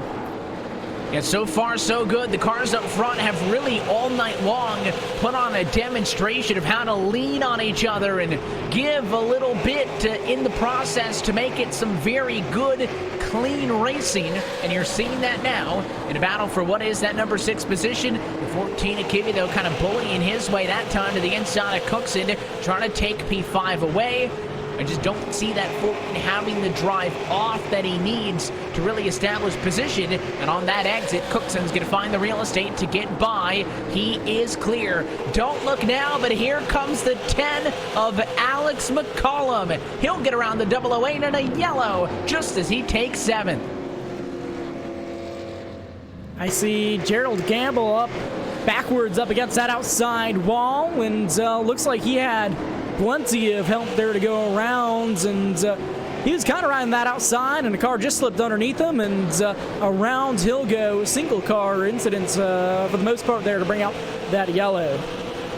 Yeah, that was another one that I mean, it was a weird checkup going into the corner, so that would have told me that, you know, that early lift was to avoid contact, but then, you know, it also didn't seem like Mitchell Brown behind him as he drove into the bumper was, you know, making the best evasive maneuver.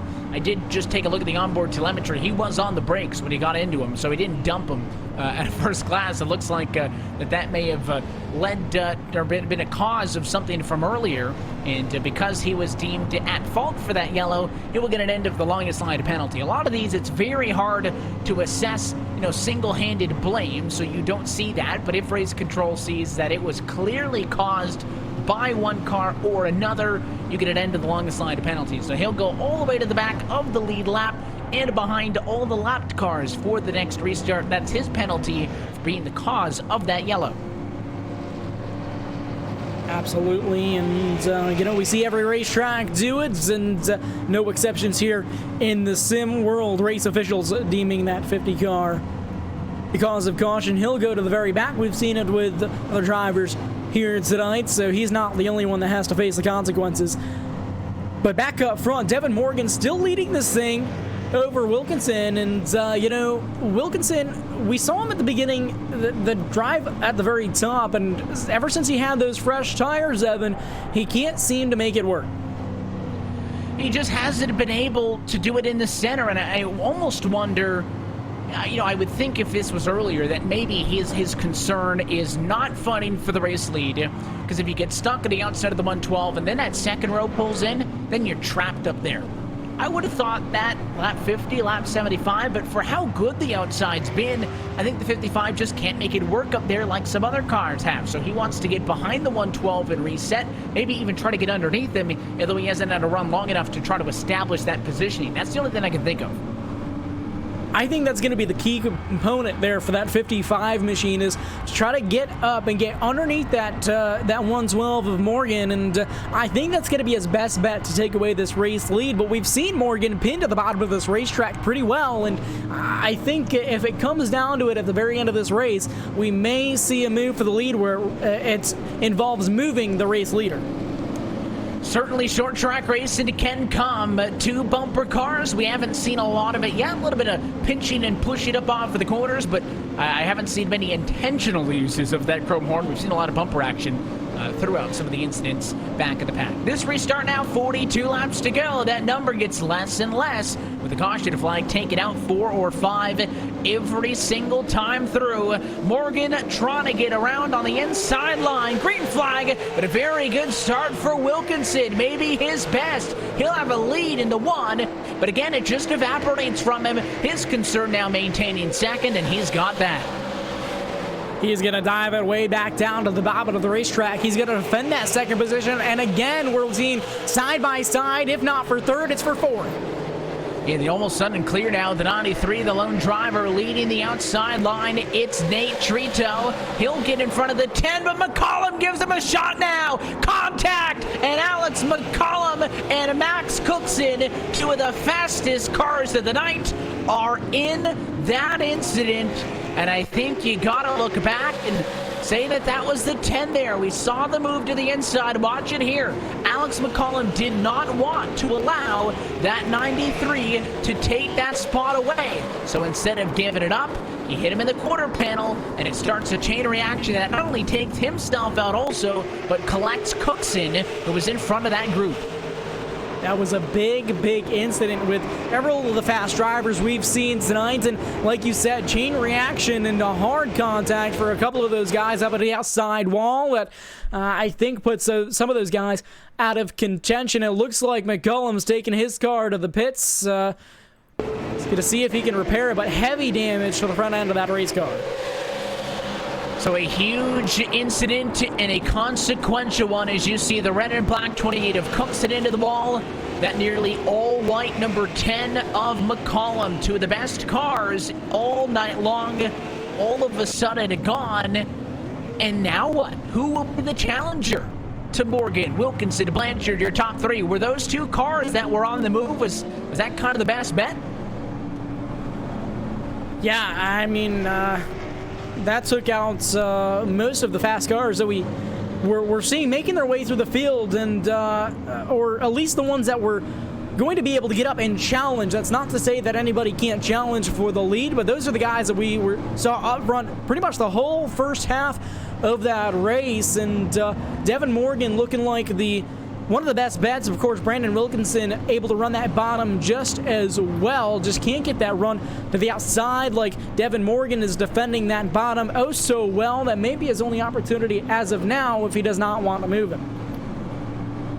And he has to be worried that, you know, with Wilkinson basically getting all of this practice on the 110's restart procedure, the 112's restart procedure, sorry, that even if it's not because he's got a better race car, you gotta think if you get half a dozen, 2 dozen restarts in the second half of this race, you might just get lucky and get you on one of them.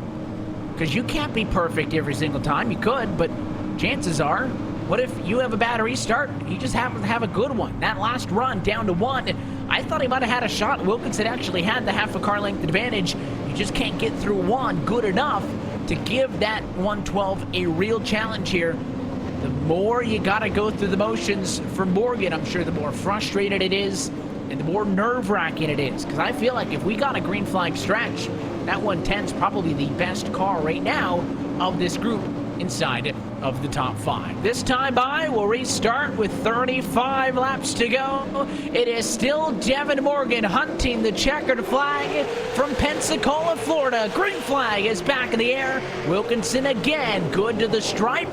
Can't get it in 1. It's Wilkinson off the quarter. We'll fight for 3rd again. It's Trito and Blanchard.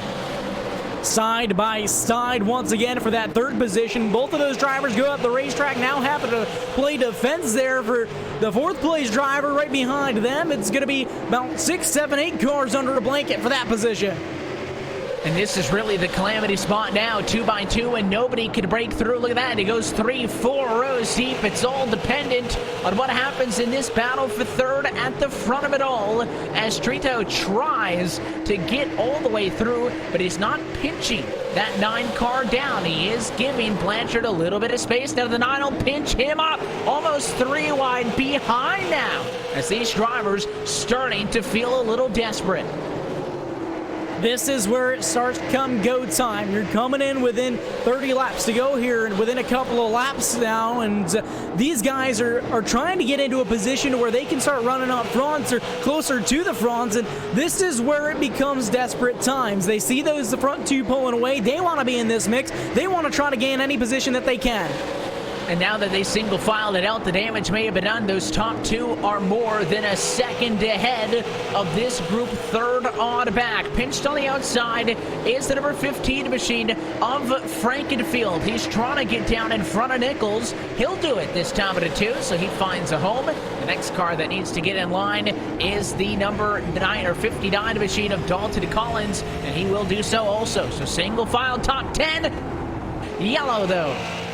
Yellow flag flies on the racetrack once again. Looks like it's going to be Caleb Thompson going around up on the top of the racetrack there. Looks like, again, a little bit of contact. Looks like the treacherous turn number 3 is going to strike again. Yeah, it looks like it was Fruchtenich on the inside, and I mean, this wasn't one of those way blown quarter entries that we've seen a few examples of. He only went up about a half a lane, but again, it's all about that staggering. You can get away with that much contact if you're door banging, but when you're pushing up into a guy's rear quarter panel like that, you just can't do it. It's not going to work.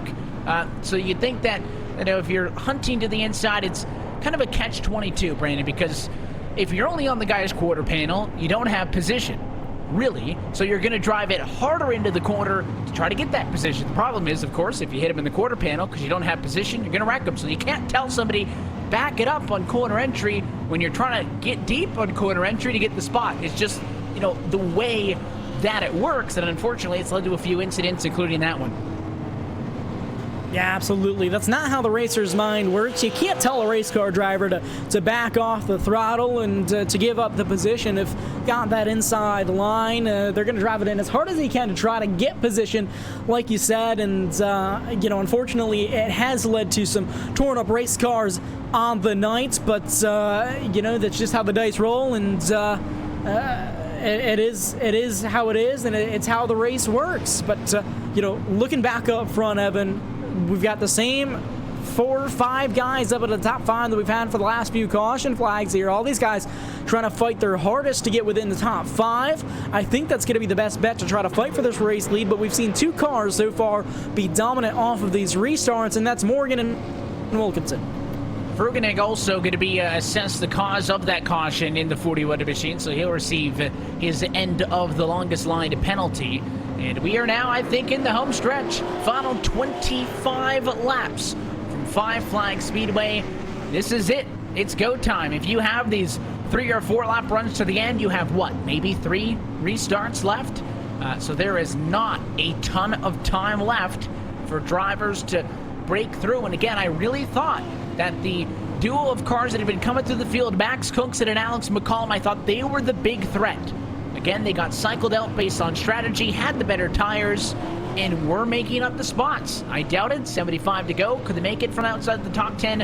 I think they would have. But they're both gone in one instant. And I think Devin Morgan is a heavy favorite here. You saw on that last run, not only did the top 2 pull away from everybody else, but he also pulled about 3 or 4 tenths of a second on Wilkinson before the yellow came out. It's all about executing on the restarts, and so far he has been basically picture perfect throughout. This one will come down 23 laps to go from Five Flag Speedway. It's still Devin Morgan's race to lose up front. Green flag back in the air. Side by side for the race lead down into corner number 1. Wilkinson's going to have to defend that bottom lane now going to be battling for that 3rd position once again. These guys have been going at it so far all night. All the way up the racetrack goes both of those drivers, now having to cut it back low to defend. It almost looked like Blanchard intentionally pushed up a little bit because he knows he needs to get by the 93 now. When these 2 tangoed for a handful of laps, the race leaders checked out. There's more contact now in 3, and finally the 9 has done it. So Blanchard is in 3rd, and now the fight goes for P4. Here's a challenger on the inside as Kenny Kimmy started 35th in this race. He wants P4, but can't get it from Treetail right away. The 93 hanging tough on that outside so far, as we've seen him do for all these restarts. Now he's going to clear. He's going to try to cut it down low. Not going to get there on time. Battling it back down low once again. Still side by side. It'll keep the fight behind the Matt Bay also, as the 008 of Harberts is fought with the 32 of Christopher Shannon. Harberts wins out in that on the outside and tucks back in line. So now the roadblock is this fight for position 4 on back. Blanchard, again, clear for 3rd, unable to chase down your race leaders. A lot of separation with Morgan a half a second out in front at the very front of the field. With these guys battling for 4th, you see it starting to stack up the field behind them. All these guys want to find a way around each other. These guys are the roadblock, as you said. The 93 all the way up the track, going to be 3 wide back there for position now. Those guys going to clear each other now. Now it's going to be a battle up there further back for that 5th. And look at the 15 machine of Frankenfield on the outside. He's been able to keep his car clean all night long, trying to clear the 32 of Shannon down low. Run at a turn 4, almost good enough, but not all the way clear. So this fight continues for another lap. We talked about track position being so key and how hard it would be to get through traffic. There are only 2 cars who raced in the heat race that are in the top 22. It's Kibby in 4th and Cale Gale in 17th. Speed, consistency, very important, and that has shown to be true. Absolutely, it has, and you know, you see these guys battling, and it's amazing coming from that far back in the field. It's so tough to gain position here, and only one driver has proven to be able to do that really well, and of course he's running in that 4th position. Track temps continue to climb up. We talked about the iRacing dynamic track system. The temps have got up to 86, so these green flag laps and more rubber getting put down is playing effect into how these cars will navigate the virtual 5-flag speedway. But there is separation up front, the largest race margin we've seen all night, maybe, for Devin Morgan, who is 7/10. There's the live interval, center bottom of your screen, over Brandon Wilkinson, 7.5, 7.33. That's the margin as he closes in on the end of this race. Lost a little bit that time, but he has space to be comfortable. And this time by 10 more laps to go. Devin Morgan out in front again, but 10 to go right here at the line. And he's showing that he's sitting on a rocket ship right now, not proving that he's not just good on the restarts, but he's good all around with that race car and that number 112 machine. Again, pulling away from that 55 of Wilkinson, and of course Blanchard back there also, as we get a caution flag in the air once again on the night. Caught it right as it was happening. The 21 of Nichols spun around. He had gone out to the outside and just kind of started to lose it. The 9 pushed up and got him, and then he was never able to reel that thing back in. Hard on the brakes, did everything he could and everything right, but that car still spins out. The Sim Speed shot machine unable to recover. And all of a sudden, the 7/10 of a second advantage that Devin Morgan had just worked on is completely evaporated, and we're under yellow in the final 10. It'll stack things back up once again, and Evan, you know it's got to be in the back of his mind. He has to have a perfect restart once again to pull out front. We know Wilkinson isn't the best on these on restarting on the outside, but all it takes is for one mistake now for Devin Morgan. He does not have that 7/10 of a gap for his comfort zone anymore. All these guys are going to be stacked up right behind him. He has to be perfect on this restart for the last 5 or so laps. And perfect is something that he has been, but you would really hate to miss, what, one restart of the 10 that you led, and that one be the last one. So no doubt with a $151 purse on the line, even for Wilkinson and Blanchard, they're fighting for $100 and $80 each. Everybody nervous for what could be the final restart. Yeah, so these guys really gonna have to drive it hard. You know that anybody in the top 5 has got it in the back of their minds that if something happens up front, they can try to sneak through and get this race win. This will be, I think, the final restart that we'll get of the night. So, you know, all these guys got to try to be perfect here, and perfect has been the key word all night, as you said, for Devin Morgan up front. And again, being on that bottom line, protecting that from maybe a late dive bomb. You mentioned the chance that somebody could try to use the bumper. Wilkinson, I think, knows if Morgan gets laps, he's going to be gone. So do you try to tuck in line immediately after turn 2, which is probably where he'll pull you? And then in 3, do you go to move him up and out of the way? Because you got to be careful. You can't wreck the guy. You'll get an end of the longest line penalty. You'll get sent to the back. You're not going to win anything. You'll be completely out of the money. So how much do you want to risk being right now in a spot that pays at $100? Are you going to risk all of that purse to win an extra 51 and take that $151 champion's purse for taking the checkered flag? We'll find out either way, because this time it'll be 4 laps to go for the 5-flag speedway potentially final restart in this Speed 51 Elite Snowball Derby here on RaceSpotTV. Pace cars off and in. How does the 110 navigate this one? Devin Morgan's been so good, and he needs one more. Green flag is back in the air. Wilkinson trying to challenge on that outside. That's the best restart we've seen him get all night. Caution flag is back in the air. Very quickly and from behind, your race leaders nowhere near it. You can see them up against the wall. It all started, I think, maybe with the 00. You can see it was much further down the road. It was the 82 car where all of this began. And what a rough night it's been for Cale Gale after it started so promisingly. Won the LCQ. Sure, it would have been a better start if it didn't even have to be in that race to begin with. But won it. Started 31st, drove to the field, and this time just a victim of a big accordion effect on the outside. They all started checking up, and he just happened to be the first one to get turned. Yeah, again, that chain reaction that we've seen all night happen mid-pack. So, again, it bites, and Cale Gale, not the night that he wanted.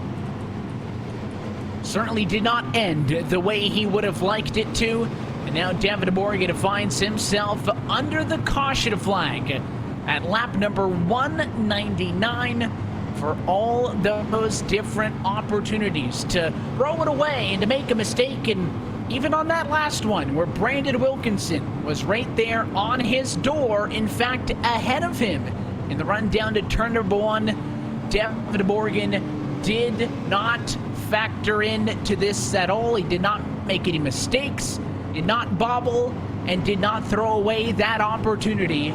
The way it sits now, with Wilkinson behind in second, Kenny Kimmy in third, they're all going to finish in the money. Don't worry about that. They're all going to walk away with a lot of cash in their back pocket, but there's only one driver who will stand on the top of the podium, and for the final time at a turn number 4, it is going to be Devin Morgan, the 2019 Speed 51 Elite Snowball Derby champion. What a call midway to get the track position, and he did not look back, led all the way from that middle portion to the end. What a call by Devin Morgan, playing that strategy game. He prevails at the end, doing a little celebration here out of corner number 4. Some drifting action, gonna burn the house down the front straightaway at the start finish. Awesome job, Devin Morgan. And I know that he would have liked to come full song out of turn 4 to collect his checkered flag. Never as exciting or dramatic when it's behind the pace car, but it pays just the same amount. And you can see all the other drivers driving by to congratulate him as these burnouts are going to continue all the way back to 4. Morgan, the 2019 Snowball Derby champion, presented by Five Flag Speedway. Let's look top to bottom at tonight's RaceSpotTV full race results from Pensacola, Florida. Morgan gets the win.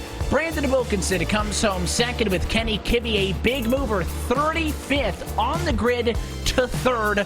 What a drive as the highest finish in LCQ transferee. Ryan Blanchard also comes home 4th, and Jacob Harbert's your top 5. We'll try to talk with your top finishers in a few moments. Christopher Shannon ends up in 6th position in this one with Chad Frankenfield in 7th. Dalton Collins finishes 8th. Nate Trito is 9th, and Ryan Lutz rounds out your top 10. Finishing in that 11th position is going to be Garrett Conrath. Max J. Cookson going to be finishing that 12th position. Ryan Kuhn going to be finishing 13th. 14th is going to be Andrew Rucker. Alex McCullum finishing 15th. Kelsey Rogers finishing 16th. 17th is going to be Connor Horn. Jake Matheson, rough night for him, finishing 18th. And 19th is going to be Jake Nichols. And Cale Gale, another one that had a rough night, rounding out the top 20.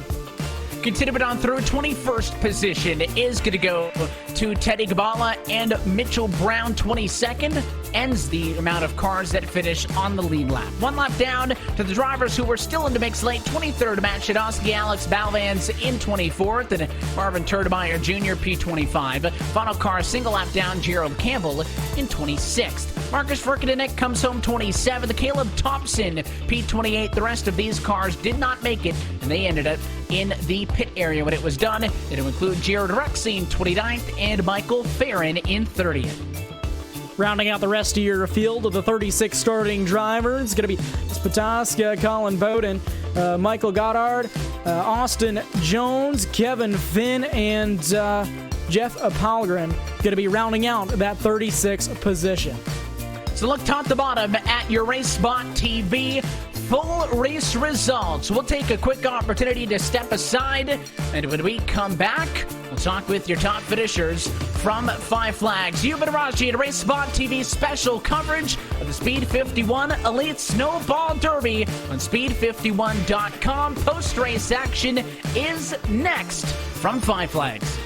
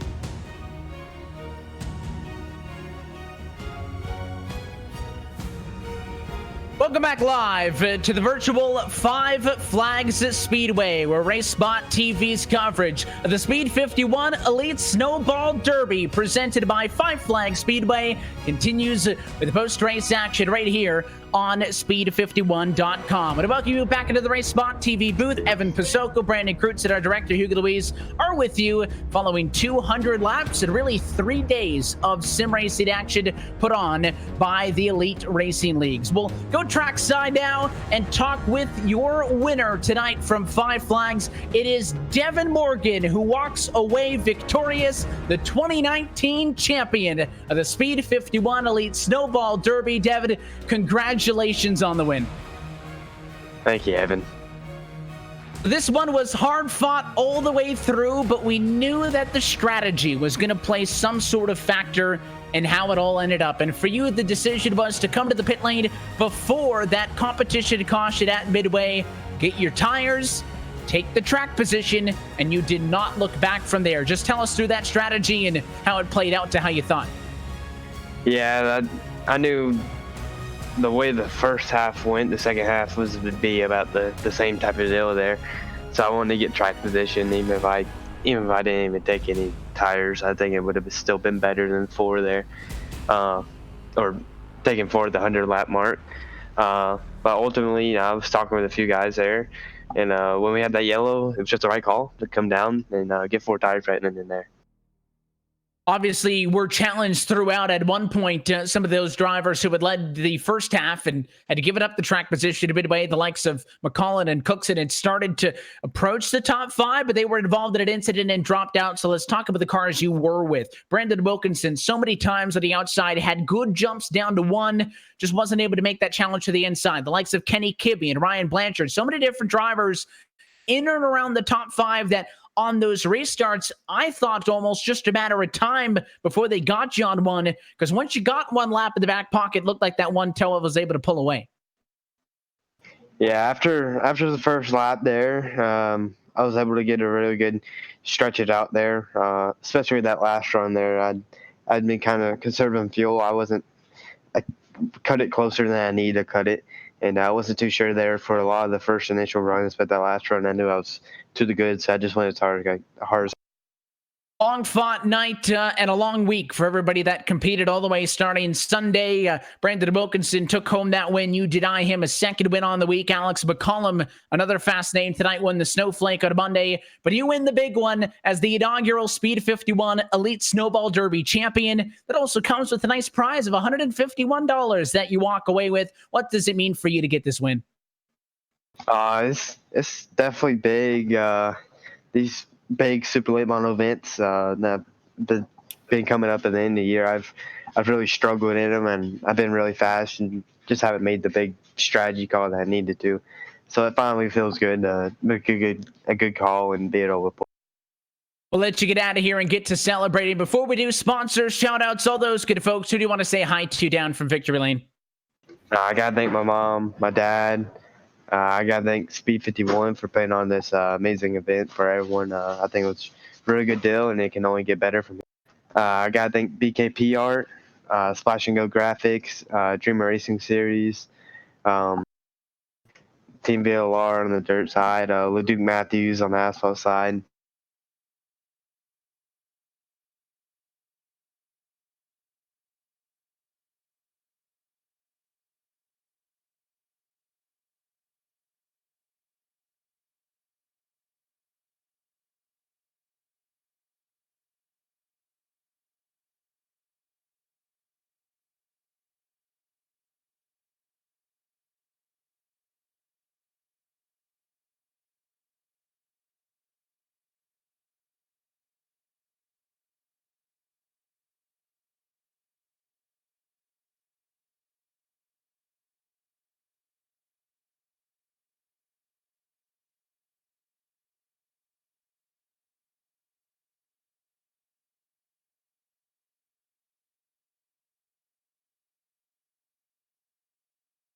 I initially thought Devin was going to be good, but I knew we were definitely good, and that's all that mattered. From there, we just, we had a 10-lap green flag run before the break, and I had Marcus behind me, and I knew I wasn't going to get run over. So I just tried to, save as much tire as I could and try to keep the sticker on them as much as I could to go back green. We restarted 5th there afterwards, and it was history from there for sure. Currently, you and Devin on the same strategy to get that track position out of the midway race break. Was that also a call that you made based on what you had seen in the first half, or had that been something that you were planning on from the get-go to kind of undercut that by about 10 or 20 laps if you had the yellows to give you the opportunity to do so? Yeah, I've usually been a fan of that whole undercut strategy no matter what, because it puts those guys in traffic, and if you're behind them, they can't pit with you, and you can only grab more people to come with you. And I think we grabbed 6 or 7 guys to come with us, which only put them back in traffic, and they restarted 20th and 18th. So even if it went green, we were pretty much even on tires. It was just going to come up to, luck and driver. And I knew putting those guys back in the field was definitely the right call, because it was a mess back there, to be totally honest, and we're better than that, but it was a mess back there for sure, and I wanted to put them in that mess instead of me. So that ultimately was the plan coming in, and I'm just glad it worked out.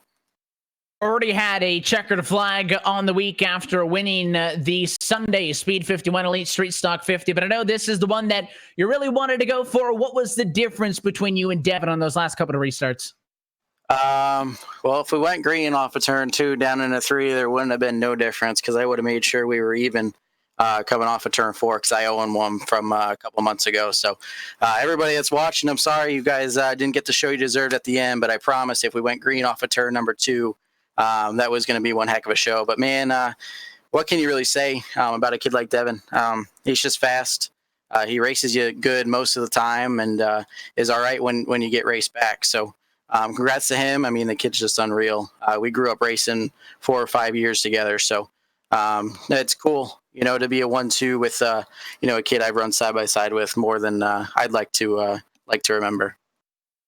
Well, certainly we look forward to many more battles down the line, maybe in a second iteration of this event next winter. But until then, Brandon, for what all in all is a very successful week of racing for you, who do you want to say hi to?